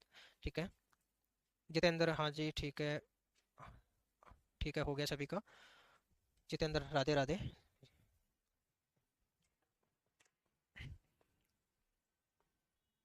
हाँ 2 घंटे रहती है जितेंद्र, तो रोजाना 2 घंटे क्लास रहती है। समझ आया, कोई रटने वाली चीज है? अच्छा, मुंह में दही जमा लिया क्या? हाँ हूँ ना, हाँ कुछ तो बोलो। या फिर कह दो सर इतने समझने की आदत नहीं है, आप तो लिखवा दो लाइनों में और चलो। हैं? देखो, दोनों काम एक साथ नहीं हो सकते। समझना और आपको जल्दी चलना, दोनों काम एक साथ नहीं होगा। ठीक है, क्योंकि लिखवाने वाला भगने वाला काम तो हम कभी कभी कर लेंगे। हाँ, लास्ट में लगा तो लगा देंगे पीडीएफ यहाँ पे। हैं? तो देखो, एक बात ये है कि भाई क्लास में और भगाने में क्या फर्क है। अब कहो क्लास जल्दी, तो क्लास में भी मैं सीधा सीधा लिखवाऊंगा। अब वहां पे लिखा लिखा आएगा, मैं अंडरलाइन कर दूंगा, बस फर्क इतना ही है। समझ रहे हो नहीं समझ रहे? अब एक बात हो, तो सिलेबस जल्दी खींचने का मतलब क्या है? मैं आऊँ यहाँ पे, मैं आते लिखूँ, चलो ठीक है लिखो भाई, गगर के बेसिन है उसको लिखवाया, मैंने कहा इसके भाव क्षेत्र को नाली कहा जाता है, दूसरा लिखो इसको बग्गी कहा जाता है। मेरे को क्या मतलब है बग्गी है क्या है क्या नहीं। तो ऐसे ही पीडीएफ होगी, पीडीएफ में भी ये लाइन लिखी होगी, मैं यहाँ पर मैंने हाथों से लिख दिया, वहाँ पे मैं क्या करूंगा, लिखो भाई शेखावाटी क्षेत्र को आपका बांगर प्रदेश कहा जाता है, और ये कहा जाता है, हो जाएगा, खत्म है। तो सिलेबस करना खत्म करना कभी भी कर सकते हो, आसान है। ठीक है, ठीक है, लेकिन क्लास का मतलब क्या होता है, क्लास का मतलब यही होता है कि भाई जो चीजें हैं कम से कम समझ तो आए। पीडीएफ नहीं लगा रहे हैं, मैं टेंशन लीजिए अब। 3 घंटे क्लास कर लो, कर लेंगे। आप बोलो माइक में क्या बोलना है जितेंद्र, नोट्स वाले क्या? सर कोई स्टूडेंट के नंबर है? अभी स्टूडेंट आपको कैसे देंगे, आप हैं कहाँ से, ये जयपुर में बैठे हैं, आपको कैसे नोट्स दे देंगे हैं? और मैं क्लास में सार्वजनिक रूप से किसी का नंबर शो थोड़ी कर सकता हूँ। आप तो बोल देते हो कि भाई मैं तो है, अब मैं कहता हूँ हाँ भाई बताओ भाई नंबर सार्वजनिक रूप से, हाँ? कल को कोई भाई ऐसा है बेचारे को गालियाँ देने लग जाए, हैं कि ज़्यादा डाउन हो रहा है, तू क्या करेगा वो? हैं? अभी भी 3 घंटे सर, क्वेश्चन आप पढ़ रहे हो जिसके बाहर से कितना परसेंटेज आएगा, मतलब समझा नहीं। अमन बोल रहे हैं सर, क्वेश्चन आप पढ़ रहे हो, मैं कहाँ क्वेश्चन पढ़ रहा हूँ, जिस के बाहर के कितने प्रतिशत आएंगे, समझ नहीं पा रहा हूँ आप क्या कहना चाह रहे हैं। कितना, मैं देखो मैं हमेशा कह रहा हूँ आपके पास जो नोट्स हैं आपके मार्केट में चले जाना, किताब रख लेना, और किताब रख के देख लेना कि भाई आपके नोट्स में ज़्यादा मैटर है, किताब में ज़्यादा मैटर है। अब फिर भी अगर बाहर आ रहा है तो आप कह नहीं सबके बाहर आएगा। ठीक है, मैच कब से, मैच का थोड़ा सा वेट करो, शुरू हो जाएगा। व्हाट्सअप पर चाहिए, ठीक है, नोट्स की फ़ोटो व्हाट्सअप पे देखेंगे, करेंगे फिर। हो गया इतना सबका, आगे चलिए। उसी में आगे लिखूँ, इस क्षेत्र की प्रमुख नदी, इस क्षेत्र की प्रमुख नदी, इस क्षेत्र की प्रमुख नदी, इस क्षेत्र की प्रमुख नदी कौन सी? कांतली नदी, कांतली नदी। ठीक है, इसी में लिखना केवल सीकर एवं झुंझुनू में प्रवाहित प्रवाहित होती। एक बार क्वेश्चन पूछ लिया था कि भाई झुंझुनू को 2 भागों में विभाजित करने वाली नदी कौन सी, तो कांतली नदी। अभी यहाँ पे नहीं लिखेंगे, जब नदी पढ़ेंगे वहां पर लिखेंगे, क्योंकि बार बार रिपीट करने से कोई मतलब नहीं है डाटा। ठीक है, उसी में आप लिखेंगे नोट डाल के, इस नदी के बहाव क्षेत्र को बहाव क्षेत्र को बहाव क्षेत्र को तोरावाटी कहा जाता है। तोरावाटी कहा जाता है। तोरावाटी। तथा इस तोरावाटी बेसिन में पाई जाने वाली पहाड़ियों को तोरावाटी की पहाड़ी कहा जाता है। तोरावाटी की पहाड़ी कहा जाता है।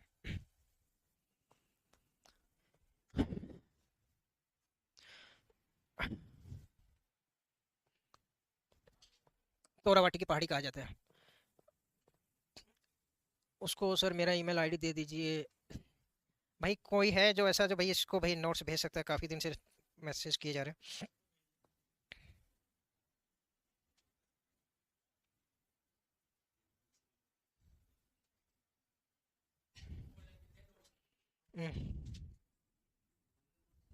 हैं? ज्योग्राफी के जो पहले की जो क्लासें होगी उसके बारे में बोल रहे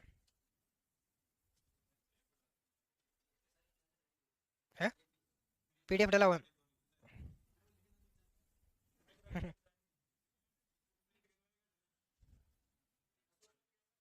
हाँ।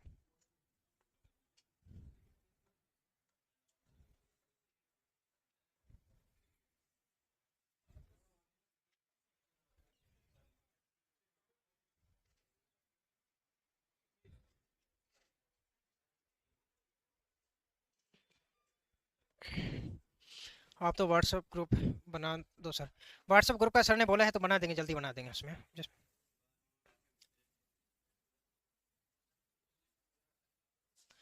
पढ़ा रहे हो क्या बोल रहे हैं? अमन की क्या बोल रहा है? ऊपर करना क्या पढ़ा रहे हो?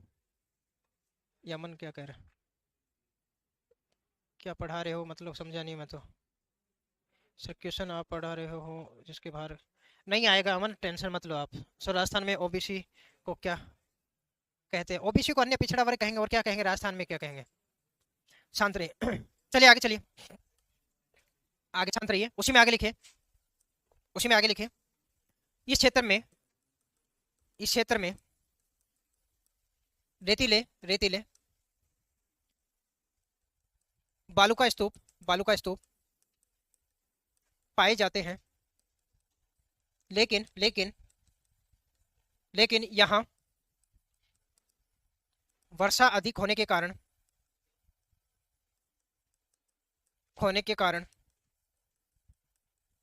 इन स्तूपों पर वनस्पति वनस्पति का विकास पाया जाता है। ठीक है। उसी में आगे लिखें। इस क्षेत्र में, या सीधा नाम लिख लो, फिर वैसे कर लो, जोहड़ लिख लो, जोहड़। इस क्षेत्र में पाए जाने वाले कच्चे कुओं को कहा जाता कच्चे कुओं को कहा जाता कहा जाता है। इस क्षेत्र में जो पाए जाने वाले जो कच्चे कुएं हैं उनको कहा जाता है।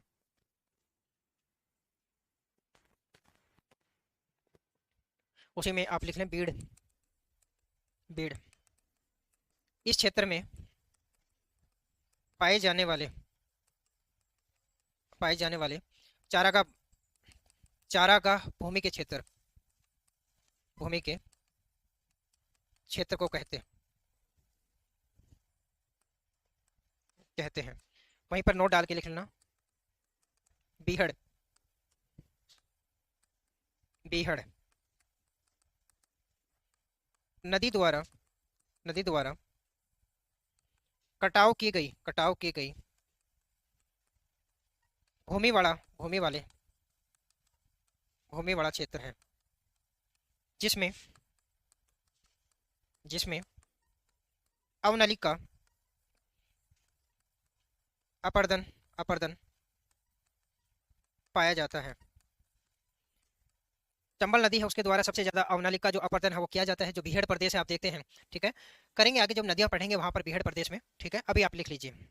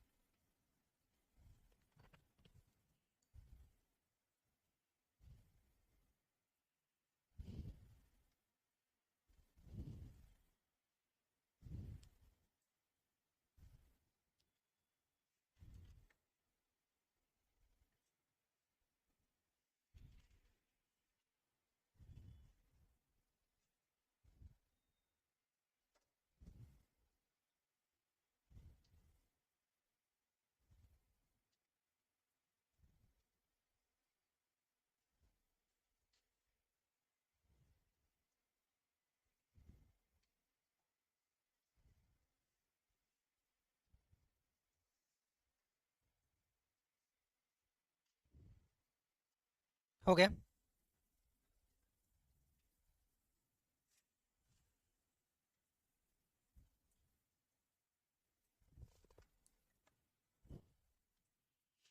लिख लिया सर, ठीक है। हेमंत सर 2022 की कट ऑफ में ओबीसी का नाम नहीं है।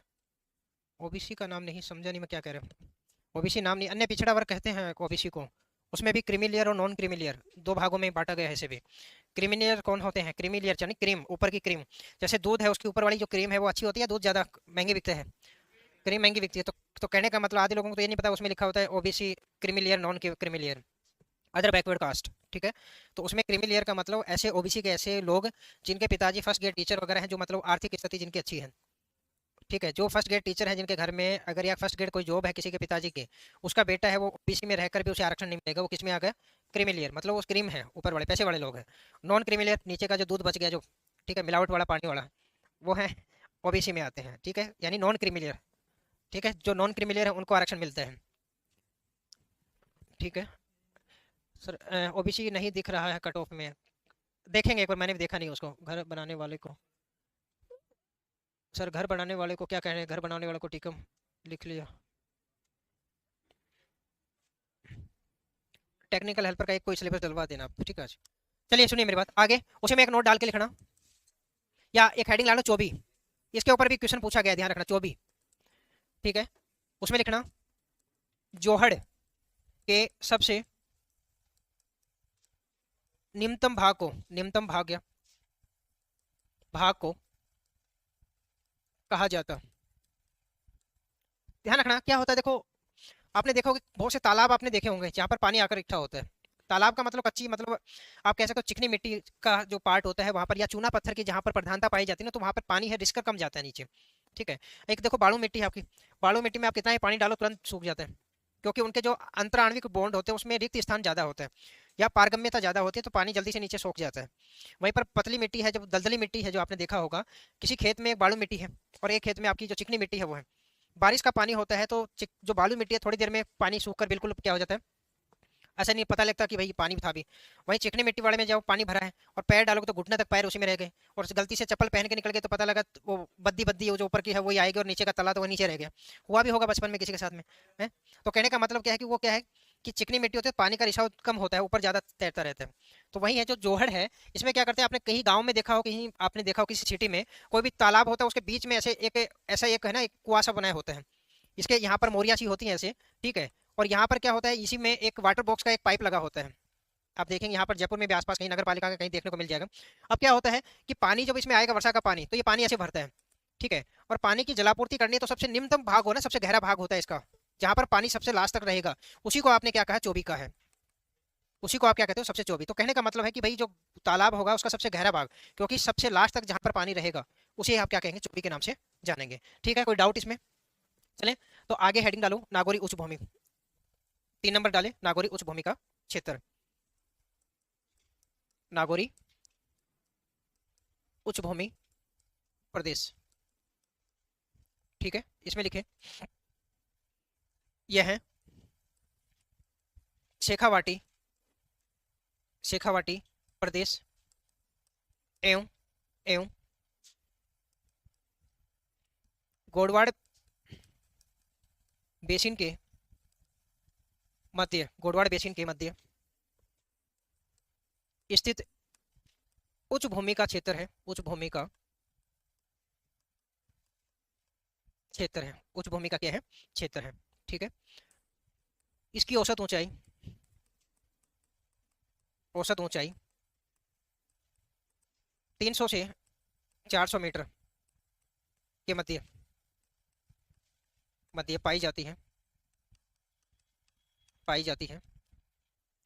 उसी में आगे लिखें, इसका विस्तार, विस्तार नागौर एवं दक्षिणी डीडवाना कुचामन, डीडवाना डीडवाना कुचामन, कुचामन एवं सांबर क्षेत्र, सांबर सांबर क्षेत्र के अंतर्गत अंतर्गत पाया जाता है, पाया जाता है। ठीक है। उसी में लिखना, यहाँ की मिट्टी में, मिट्टी में कैल्शियम क्लोराइड,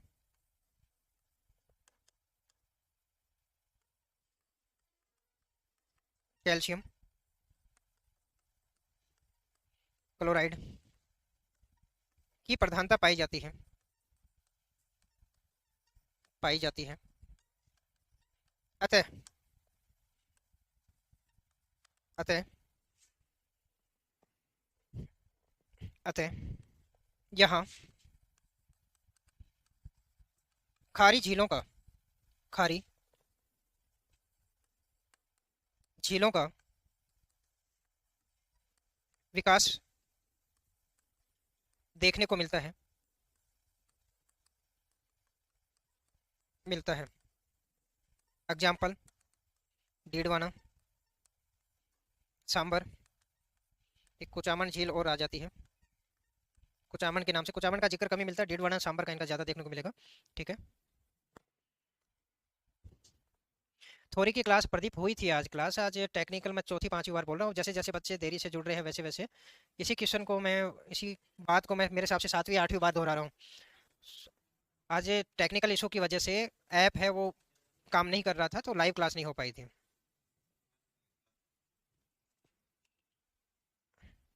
SC ST में भी creamy layer, non creamy layer होना चाहिए।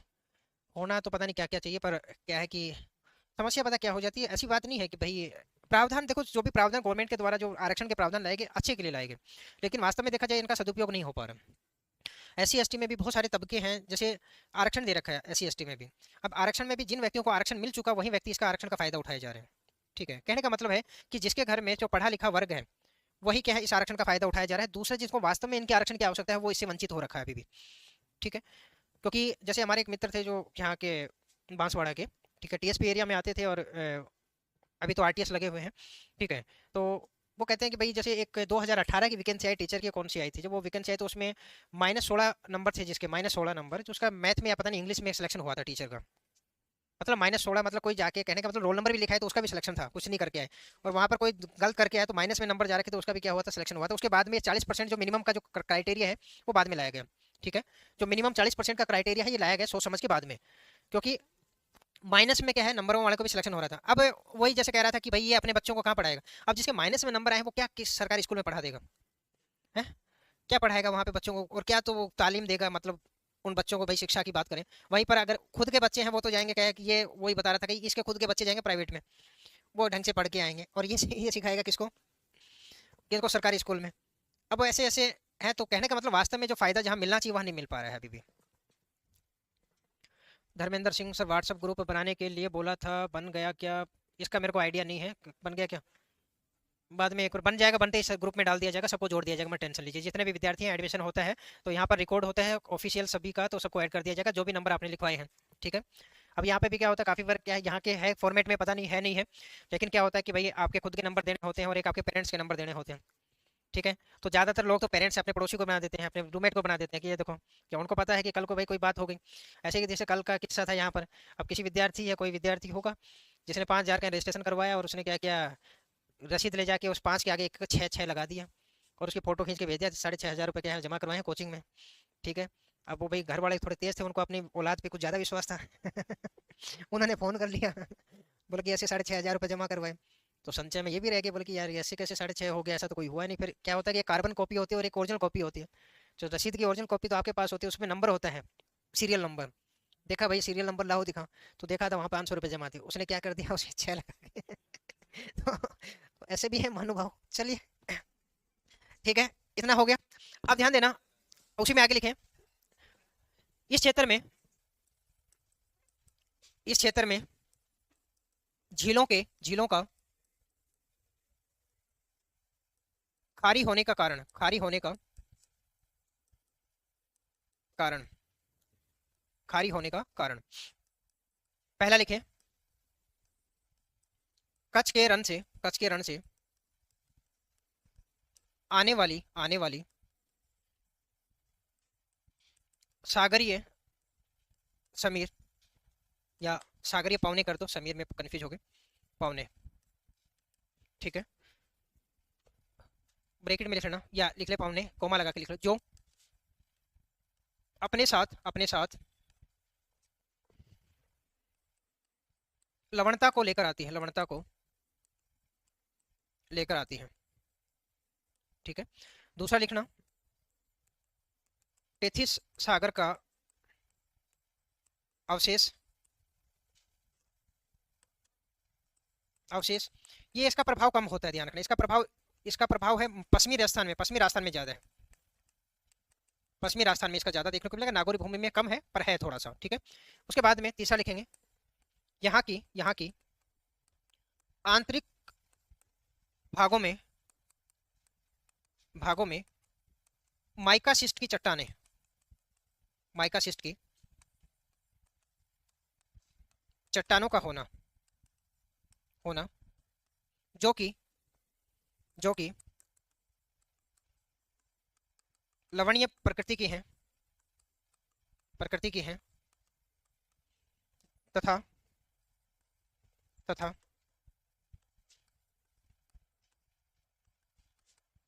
कोशिकत्व या केशिकत्व भी बोल देते हैं, केशिकत्व की प्रक्रिया, प्रक्रिया के साथ लवणता को सतह पर लेकर आती हैं, सतह पर लाती हैं, ऐसा कर लीजिए। एक और लिख लीजिए, मैं समझा दूंगा सारा ये।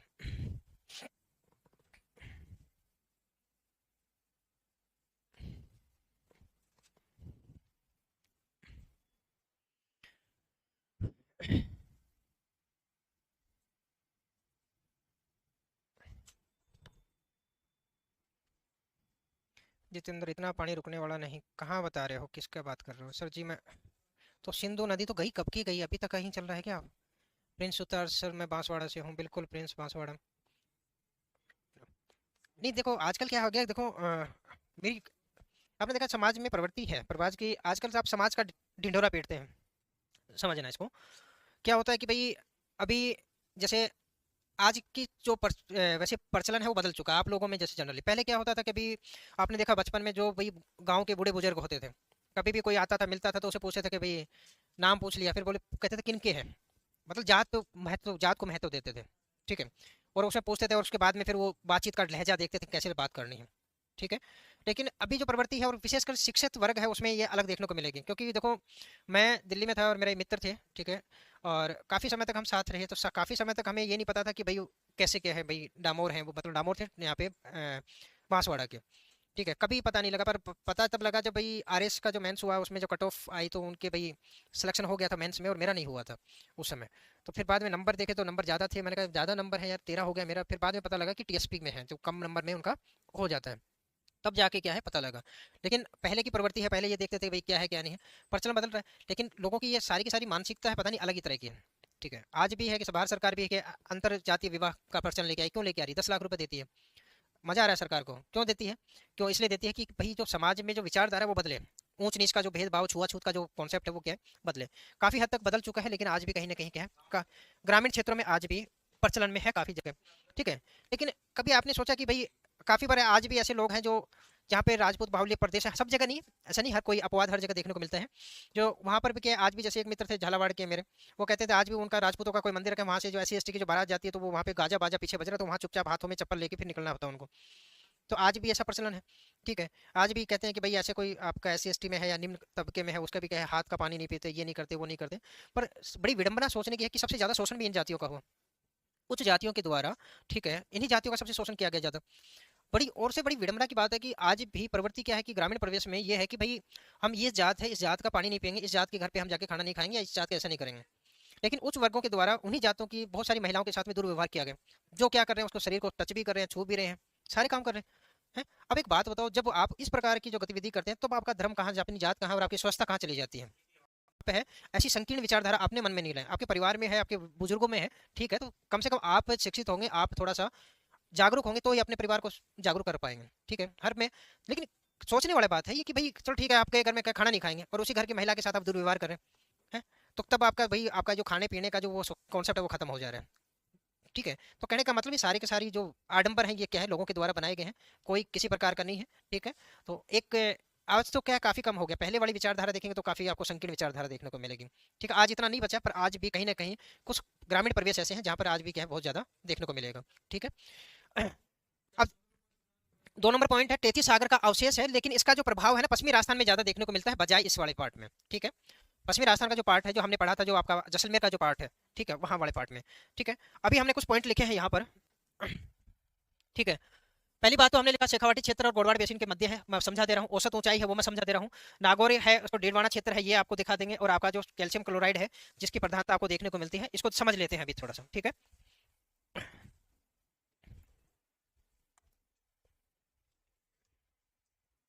पेन ड्राइव हटा दिया क्या? आ जाएगा, हटा के करना पड़ेगा, आ जाएगा।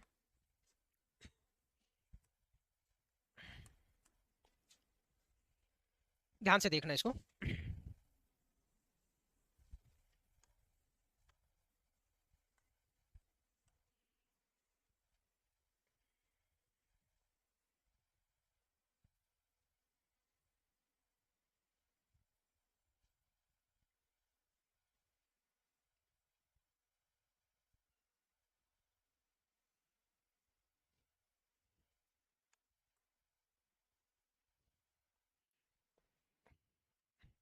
देखो ये पार्ट दिखाई दे रहा है, मैं इसमें बता दे रहा हूँ पहले मैप में, जो आपका जो ये कुचामन का पार्ट दिखाई दे रहा है, नागौर का पार्ट दिखाई दे रहा है। ठीक है, ये वाला जो पार्ट है, इधर के पार्ट को हमने क्या कहा था, मैं एक डायग्राम में इसमें एक बार मैं समझा दे रहा हूँ,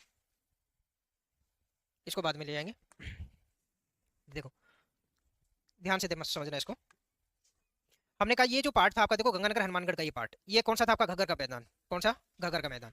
हमने कहा देखो ये डीडवाना का उत्तरी भाग है, ये ऊपर का भाग है, और ये सीकर चूरू झुंझुनू का जो भाग है, ये सीकर चूरू झुंझुनू का और डीडवाना का उत्तरी भाग है, ये वाला भाग, इसको आपने क्या कहा, शेखावटी। क्या कहा? शेखावटी बेसिन कहा। ठीक है, उसके बाद में आपका ये जो पार्ट है, इधर का जो ये पार्ट आएगा, बालोतरा का और जोधपुर का कुछ भाग है, और ये बाड़मेर सांचौर का, बाड़मेर का कुछ भाग है आपका, बालोतरा के इधर का, ये जो भाग आपको देखने को मिलेगा इधर का, ये क्या कहलाएगा आपका, गोडवाड़ बेसिन। क्या कहलाएगा? गोडवाड़ बेसिन। ठीक है, और यहीं पर जो बीच का जो भाग है, ये आपका देखो इधर का शेखावटी बेसिन है, और ये बीच का जो नागौर का भाग और ये कुचामन का जो भाग ये दिखाई दे रहा है आपको बीच में, ये जो भाग आपको दिखाई दे रहा है, ये भाग जो आपको दिखाई दे रहा है, ये क्या है आपका, नागौरी उच्च भूमि, नागौरी उच्च भूमि का क्षेत्र है। ठीक है, और हमने पहला ही पॉइंट लिखा था कि शेखावाटी और गोडवाड़ बेसिन के मध्य जो स्थित है, देखो आपका बीच में यहाँ पर हमने एक पॉइंट लिखा था। ठीक है, हमने लिखा था कि जो ये इसका जो विस्तार है नागौर के, ये तो अपने उसको जिलों का लिख लिया था, इसमें ये पहला ही पॉइंट लिखा था। हमने कहा शेखावाटी जो प्रदेश है और आपका जो गोडवाड़ बेसिन है, इसके मध्य में क्या है आपका, नागौरी जो बेसिन है, उस भूमि का जो क्षेत्र है वो शामिल है। इसमें हमने कहा नागौर है, दक्षिणी कुचामन है। अब ध्यान देना, दक्षिणी कुचामन, उत्तरी कुचामन है वो तो किसमें शामिल हो गया था आपका, ये वाला पार्ट है, ये तो किसमें शामिल हो गया, शेखावाटी में, और दक्षिणी कुचामन का जो भाग है वो किसमें शामिल हो रहा है आपका, इसी गोडवाड़ बेसिन में शामिल हो रहा है। ठीक है, उसके बाद में हमने कहा लवणीय झीलें वगैरह है, उसको भी समझ लेते हैं, मैं उस डायग्राम में ड्रॉ कर देता हूँ ताकि आप बना पाए।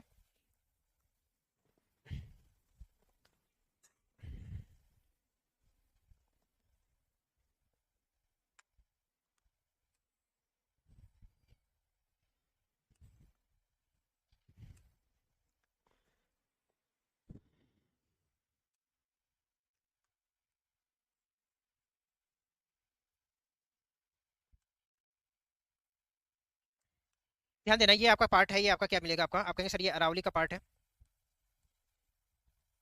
ये हमें क्या है, अरावली का पार्ट है वो नजर आएगा। साथ साथ बनाते रहें, समय बचेगा, साथ साथ बनाते रहें, समय बचेगा।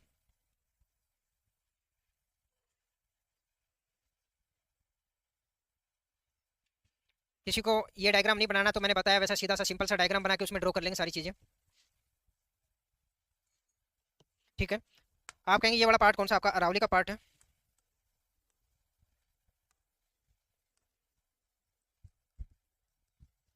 अरावली, ठीक है।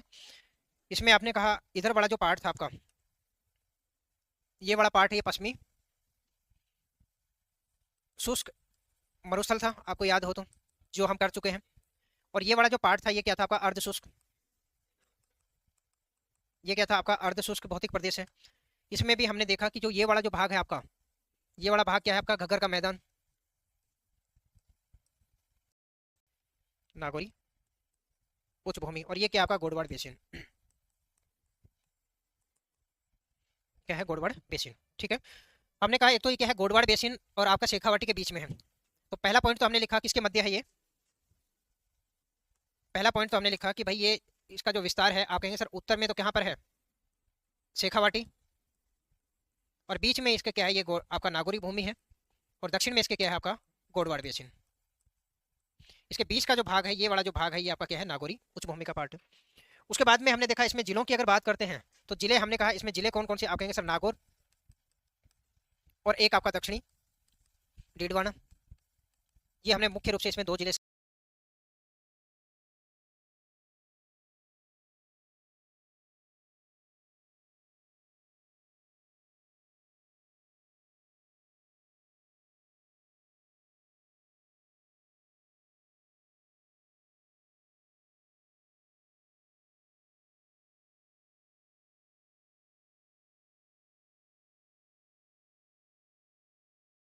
शामिल किए गए। इसमें हाइट की अगर हम बात करें, ऊंचाई की अगर हम बात करें, तो ऊंचाई आप कहेंगे सर 300 से 400 मीटर है आपकी औसत ऊंचाई देखने को मिलेगी। उसके बाद में एक पॉइंट जो मैं वहां पर लिखवाना भूल गया हूँ, उसी में आप लिखेंगे एक पॉइंट यहाँ पर, ये अंतः प्रवाही क्षेत्र, अंतः प्रवाही क्षेत्र के अंतर्गत शामिल होता है, के अंतर्गत शामिल होता है। अंतः प्रवाही क्षेत्र में पहले आपको बता चुका हूं कि ऐसी नदी नाले जो इसी क्षेत्र में उद्गम होते हैं और इसी क्षेत्र के किसी झील तालाब में जाकर क्या हो जाते हैं? समाप्त हो जाते हैं। ठीक है। धर्मेंद्र, मैंने कहा अपवाद की बात की है, ऐसा नहीं कह रहा कि सब जगह ऐसा होता है, अपवाद की बात है।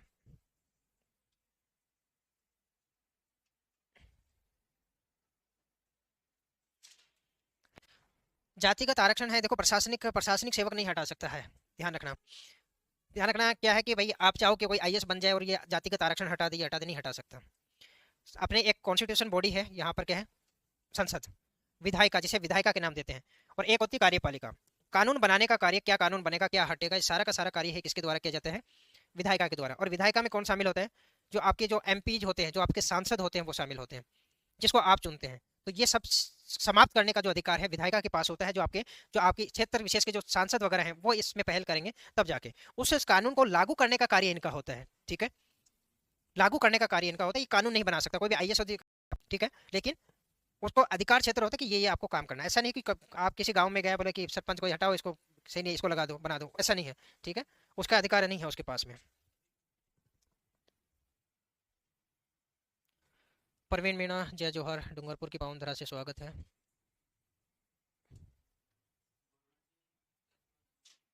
है को राजनीतिक के हितों का फायदा है। देखो जब भी चुनाव आते हैं तब ये मुद्दे आपको देखने को मिलते हैं। क्या मतलब है? कोई किसी को मतलब नहीं है। कहते हैं कि सबसे ज्यादा अगर स्वार्थी इंसान कोई होता है तो कौन? बोलूंगा नहीं, सार्वजनिक प्लेटफॉर्म पे खड़ा हूँ, ठीक है। कल को कोई मेरे को पकड़ ले, ज्यादा भाषण दे रहा था।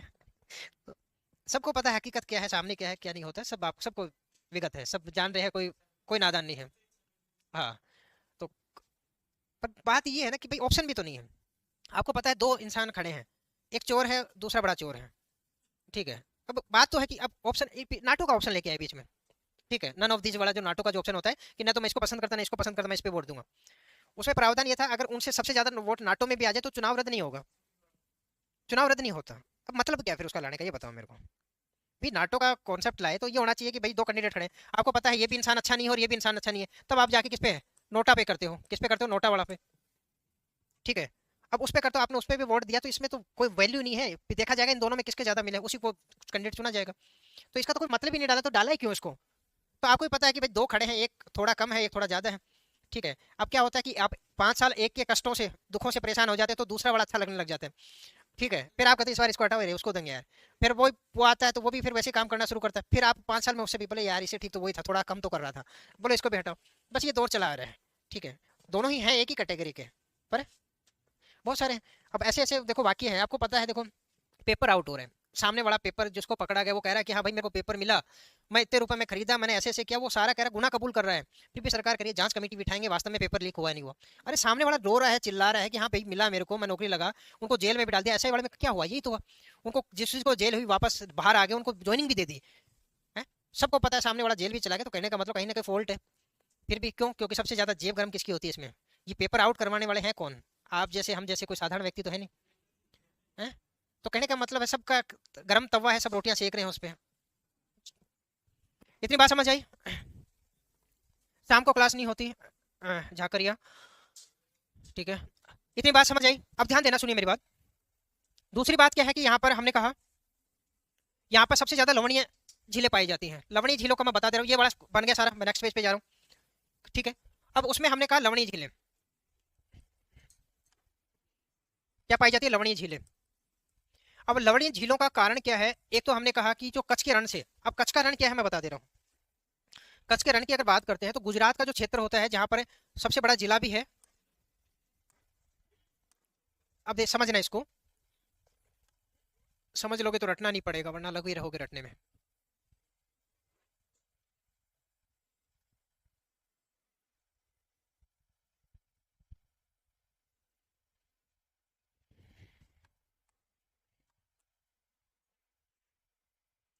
अब ध्यान देना, यहाँ पर जो नीचे गुजरात का पार्ट पड़ता है, यहाँ पर आप कहेंगे सर इधर से आपका बांसवाड़ा है, बांसवाड़ा से थोड़ा सा पार्ट गुजरात का लगता है, और ये आपका गुजरात का जो पार्ट है वो ऐसे यहाँ पर कच्छ की खाड़ी और नीचे जाके यहाँ पर नीचे की तरफ खंबात की खाड़ी की तरफ बढ़ जाएगा। ये वाला पार्ट क्या है आपका गुजरात का, ये वाला पार्ट क्या है आपका गुजरात का। इधर जो ये पार्ट पड़ रहा है ये क्या है आपका कच्छ का रण है। ये वाला पार्ट यहाँ पर ये क्या है, एक क्वेश्चन हो रहा था नेहड़, आपको याद है पेपर में, नेहड़ वाला पार्ट। ये वाला जो कच्छ का रण है आपको ये देखने को मिलेगा। कच्छ जिला, आपको देखो हमने कहा था ना कच्छ जिला है, लग रहा था यहाँ पर बांसवाड़ा का, जब हमने सीमावर्ती जो राज्य पढ़े थे वहां पर। और इसी सीमावर्ती कच्छ के साथ यहाँ पर जो क्षेत्र लगता है ना वो नेहड़ प्रदेश कहलाता है, आगे चर्चा करेंगे। अब इधर क्या है आप कहेंगे सर इधर का जो पार्ट है वो क्या है आपका, इधर का जो पार्ट है ये आपका अरब सागर है। ये जो पार्ट है ये कच्छ की खाड़ी है, यहाँ पर मैं पेन दूसरा ले लेता हूँ, ये आपकी कच्छ की खाड़ी है और ये आपकी खंबात की खाड़ी है, ठीक है। और इधर जो ये भाग है ये सारा का सारा क्या कहलाता है, अरब सागर। ये क्या है आपका अरब सागर, ठीक है।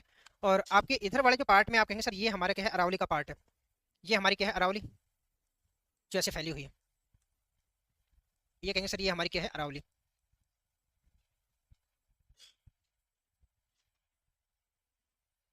ये आपकी अरावली का पार्ट है। अब क्या होता है कि अरब सागर से इधर से क्या है पवने चलती हैं, इधर से क्या है पवने चलती हैं, और ये पवने चल के क्या है इसको बोला जाता है सागरीय पवने। ये क्या है राजस्थान की ओर ऐसे बढ़ती हैं, और इन पवनों को बोला जाता है सागरीय पवने, सागरीय पवने। सागरीय पवने हैं ये ज्यादातर कब चलती हैं, ध्यान रखना दिन के समय चलती हैं। क्यों चलती हैं, क्योंकि यहाँ का तापमान ज्यादा होता है, क्योंकि पश्चिमी रेगिस्तान है, पश्चिमी रेगिस्तान जल्दी गर्म हो जाता है, और जल्दी गर्म होता है तो यहाँ पर क्या होता है लो प्रेशर बन जाता है। क्या बन जाता है, लो प्रेशर। और सागर है पानी देखो देरी से गर्म होता है, तो देरी से गर्म होता है तो सागर में क्या होती है हाई प्रेशर होता है, क्या होता है हाई प्रेशर, उच्च वायु दाब। और मैंने पहले भी बताया पवने हमेशा कैसे चलती हैं, हाई प्रेशर से लो प्रेशर की ओर क्या है पवने चलती हैं। अब ये क्या है सागर से ऐसे चलती हैं आगे, ठीक है। और ध्यान देना ये जो सारा का सारा जो कच्छ का क्षेत्र है ये क्या है नमक के दाने हैं, नमक से भरा पड़ा है। क्या पड़ा है, यहाँ पर जमाव किसका है, नमक का। यहाँ पर जमाव कहेंगे यहाँ पे किसका है, नमक का। नमक यानी लवणता। और नमक को ही आप क्या है NaCl कहते हैं, नमक को ही आप क्या कहते हैं NaCl। रासायनिक भाषा में जो केमिस्ट्री में आप नमक को क्या कहते हैं, आपने देसी भाषा में लूण भी बोलते हैं, क्या होता है सोडियम, इसको क्या बोलते हैं सोडियम। और Cl को क्या बोलते हो क्लोराइड। और संयुक्त रूप से आप क्या कहते हो क्या है सोडियम क्लोराइड, संयुक्त रूप से आप क्या कहते हो सोडियम क्लोराइड। अब क्या होता है कि ये नमक यहाँ पर सोडियम क्लोराइड जमा है यहाँ पर। और ध्यान रखना सोडियम क्लोराइड है ये नमक है, इसी को आप क्या कहते हो नमक। नमक एक आर्द्रता ग्राही कण होता है, क्या होता है आर्द्रता ग्राही कण होता है। जो धूल कण होते हैं ना, धूल मिट्टी के कण होते हैं, ये भी आर्द्रता ग्राही कण होते हैं, ध्यान रखना। धूल मिट्टी के कण होते हैं जितने भी, वो भी सारे के सारे आर्द्रता ग्राही। आर्द्रता ग्राही कण क्या होते हैं? ये क्या है, एक कण है, और ये क्या होते हैं, आसपास जो जलवाष्प होती है ना वायुमंडल में, आसपास जो छोटी छोटी जलवाष्प की बूंदें होती हैं, इनको अपने ऊपर अध्यारोपित करता है, अपने ऊपर बिठाता है, अपने ऊपर बिठाने का कार्य करता है। इसी को हम क्या कहते हैं, आर्द्रता ग्राही कण। और ध्यान रखना, अगर पूरे वायुमंडल से, आपने पूरे वायुमंडल से अगर धूल कण हटा दिए, राख के कण हटा दिए, नमक के कण हटा दिए, ये सारे के सारे धूल कण है, वो भी क्या है आपका आर्द्रता ग्राही कण है। जो राख है, राख के कण, वो भी आर्द्रता ग्राही कण है। नमक है, वो भी आपका क्या है, आर्द्रता ग्राही कण। अगर आपने वायुमंडल से इन सबको हटा दिया तो कभी वर्षा नहीं होगी, कभी वर्षा नहीं होगी। ध्यान रखना, इन्हें बोला जाता है आर्द्रता। ये छोटे छोटे धूल के कण हैं, जब वायुमंडल में छोटी छोटी जलवाष्प की बूंदें हैं, उनको अपने ऊपर अध्यारोपित करते बिठाते हैं, उसके बाद में बूंद बनती है। उसके अगर बूंद बनाने के लिए आपके आर्द्रता ग्राही कणों की आवश्यकता होगी, अन्यथा बूंद नहीं बन सकती। नमक भी क्या है, एक आर्द्रता ग्राही कण। और बहुत अच्छा एग्जाम्पल है इस वक्त समझने का आपका, क्या चल रहा है मानसून, ठीक है। और आप एक डब्बे को, आपके नमक का जो डब्बा है उसको खुला छोड़ दीजिए एक रात के लिए, और दूसरे दिन आपको देखेगा क्या है, बिल्कुल ऐसा हो रखा है, चिपचिपा सा पानी सा चिपक गया आपस में। क्यों? सीलन पकड़ गया। क्यों पकड़ गया? क्योंकि आर्द्रता ग्राही कण है। आर्द्रता ग्राही आसपास की जो नमी होती है उसको सोखने का कार्य करता है। क्या करता है? सोखने का कार्य करता है, ठीक है। और इसीलिए क्या होता है कि जब इधर से जब ये पवनें चलती है ना, ये तो ये नमक है, ये नमक क्या होता है, इस आर्द्रता में मिल जाता है। क्या होता है, इस आर्द्रता के साथ में, आर्द्रता के साथ साथ क्या होता है, नमक है, वो मिल जाता है। अब यहाँ पर तो आपकी आर्द्रता इसलिए, और जैसे ही ये राजस्थान में प्रवेश करता है, और यहाँ पर क्या है, तापमान ज्यादा है। क्या है तापमान, क्या है, पश्चिमी राजस्थान में, पश्चिमी राजस्थान में क्या तापमान ज्यादा है। अब ये जो भाप आ रही है इधर से, जलवाष्प आ रही है, इसमें क्या है, साथ में नमक है। अब ये चलकर किधर आ रहा है, आपके पश्चिमी रेगिस्तान में। यहाँ पर इंसान चल जाए आने के बाद, तब जैसे ही ये इसमें प्रवेश करता है तो तापमान इतना ज्यादा है कि हवा में जो ये बूंद है जलवाष्प की, अगर हवा में आप कहेंगे ये जलवाष्प की बूंद है, और जलवाष्प बनी कैसे, इसकी बूंद बनी है, इसके पीछे क्या आर्द्रता ग्राही कण, और इस बूंद में कहीं ना कहीं क्या है, नमक है। क्या है? नमक मिला हुआ है, ठीक है। अब क्या होगा, ये वातावरण में आएगा और तापमान ज्यादा है, तो ये हवा में ही ये जलवाष्प की बूंद है, इसका जो पानी है वो तो क्या होगा, निकल जाएगा, वहां बन के उड़ेगा। और इसमें जो नमक है ना, इसमें जो शामिल नमक होगा वो यहाँ पर बिखरना शुरू हो जाएगा इस क्षेत्र में। उच्च भूमि का जो क्षेत्र है आपका, नागौरी उच्च भूमि का, तो इनके साथ में जो आर्द्रता ग्राही कण है, नमक है, वो क्या है कि पानी है उस बूंद में, वो तो उड़ गया भाप बनकर, और जो उसमें नमक था साथ में आया था, वो सारा का सारा इस क्षेत्र में आके क्या होगा, बिखर जाता है। और बिखरने से इसकी जो ऊपर की सतह होती है वो क्या होगी, लवणीय, क्योंकि क्या आके जमा हो गया यहाँ पर, सोडियम क्लोराइड। और इसलिए इसकी मिट्टी में जो पाया जाता है, क्या पाया जाता है, सोडियम क्लोराइड। अब जब वर्षा होगी तो आसपास के जो नदी नाले होंगे, तो ऊपर की जो पानी होगा जो मिट्टी के साथ में, वो ये लवण उसमें मिल जाएगा। पानी है, नमक में मिल जाता, नहीं मिल जाता, और उस पानी के साथ में आसपास के जो तालाब होंगे, झील होंगी, उसमें जाके क्या होगा, जमा होगा। अब उस तालाब का पानी क्या होगा, खारा होगा, मीठा होगा, खारा। और इसीलिए एक बड़ी वजह है, जो ये बीच का जो नागौरी भूमि का जो क्षेत्र है, ये नागौरी उच्च भूमि जो क्षेत्र है आपका, नागौरी जो उच्च भूमि है, यहाँ पर क्या होता है, आपका नमक का जमाव है, आपको देखने को मिलता है। और इसीलिए यहाँ पर क्या है, जो मिट्टी पाई जाती है उसमें किसकी प्रधानता, आपकी सोडियम क्लोराइड की। कोई रटने का कॉन्सेप्ट नहीं है, सारा का सारा समझने का है। लवणता कहाँ से आ रही है, कच्छ के रण से। जब ये अरब सागर से सागरीय पवनें चलते हैं, अपने साथ में आर्द्रता ग्राही कण नमक को साथ में लेकर चलती हैं, पश्चिमी रेगिस्तान में आती हैं, तापमान ज्यादा होता है, तो उस पानी की जो जल की जो बूंद है, उसमें जो पानी है वहां बनकर उड़ गया, और उसमें नमक था वो क्या हो गया, ठोस के रूप में यहाँ पर बिखर गया, किस क्षेत्र में, इस क्षेत्र में आकर। और यहाँ पर क्या है, और ध्यान देना, यहीं पर देखो बालोतरा का जो क्षेत्र आपको दिखाई दे रहा है, बालोतरा। अब यहाँ से नदी निकलती है, नागौर में कम जाती है, अब लूनी नदी इधर के भाग में आती है। और लूनी नदी को क्या कहते हैं, आधी मीठी और आधी खारी। खारी क्यों हो गई, क्योंकि बालोतरा का जो क्षेत्र है यहाँ पर क्या जमा है, नमक जमा है।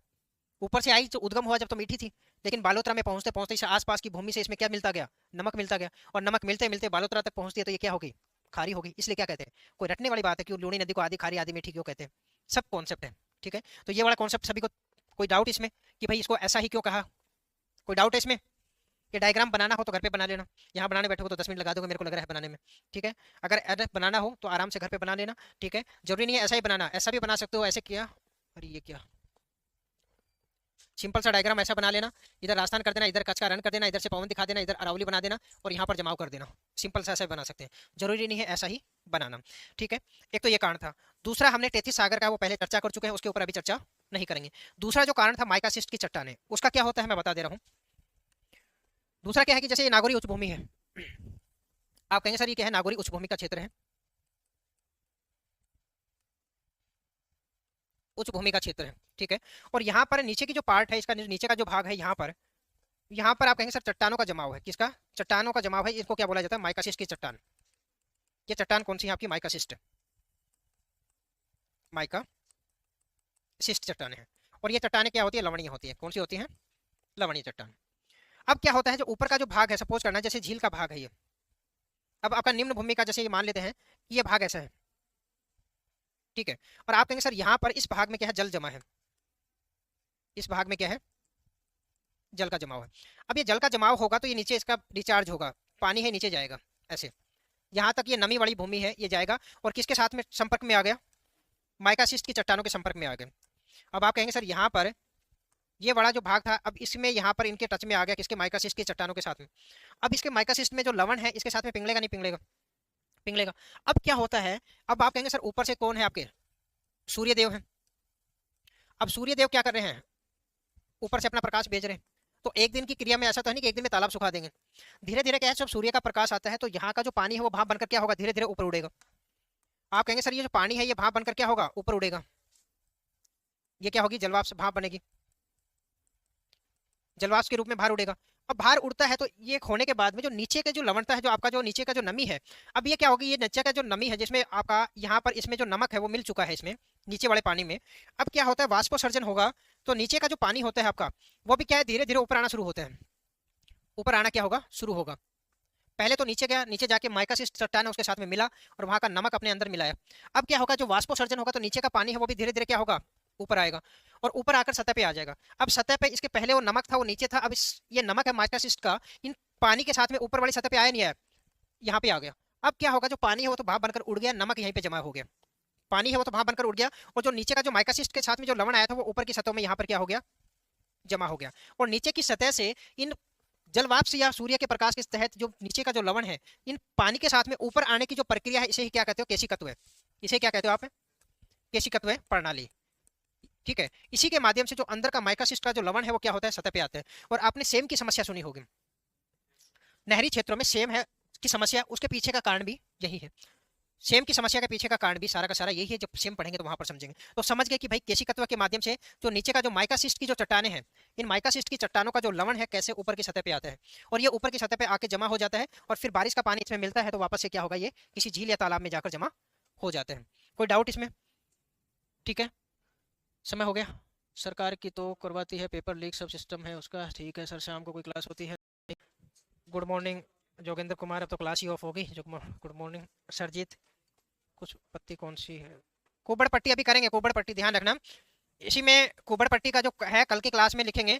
यहाँ पर जो आंतरिक जल है उसमें फ्लोराइड की मात्रा अधिक पाई जाती है, और उसी फ्लोराइड की अधिकता के कारण यहाँ पर रोग होता है फ्लोरोसिस रोग, जो आपकी जायल श्रेणी है। ध्यान रखना, इसमें 3 नागौरी उच्च भूमि में 3 श्रेणी आपको देखने को मिलेंगी। मांगरोल की श्रेणी है, मकराना की श्रेणी और एक जायल की श्रेणी। मकराना की श्रेणी में आपको क्या मिलता है, संगमरमर। जायल की श्रेणी में फ्लोराइड, और आपकी मांगरोल की श्रेणी में क्या है, जिप्सम का उत्पादन होगा। कल की क्लास में लिखेंगे। जो जायल से पुष्कर का जो बीच का बेल्ट होता है उसे क्या कहते हैं, आप कुबड़ पट्टी के नाम से जानते हैं, कल की क्लास में लिख लेंगे।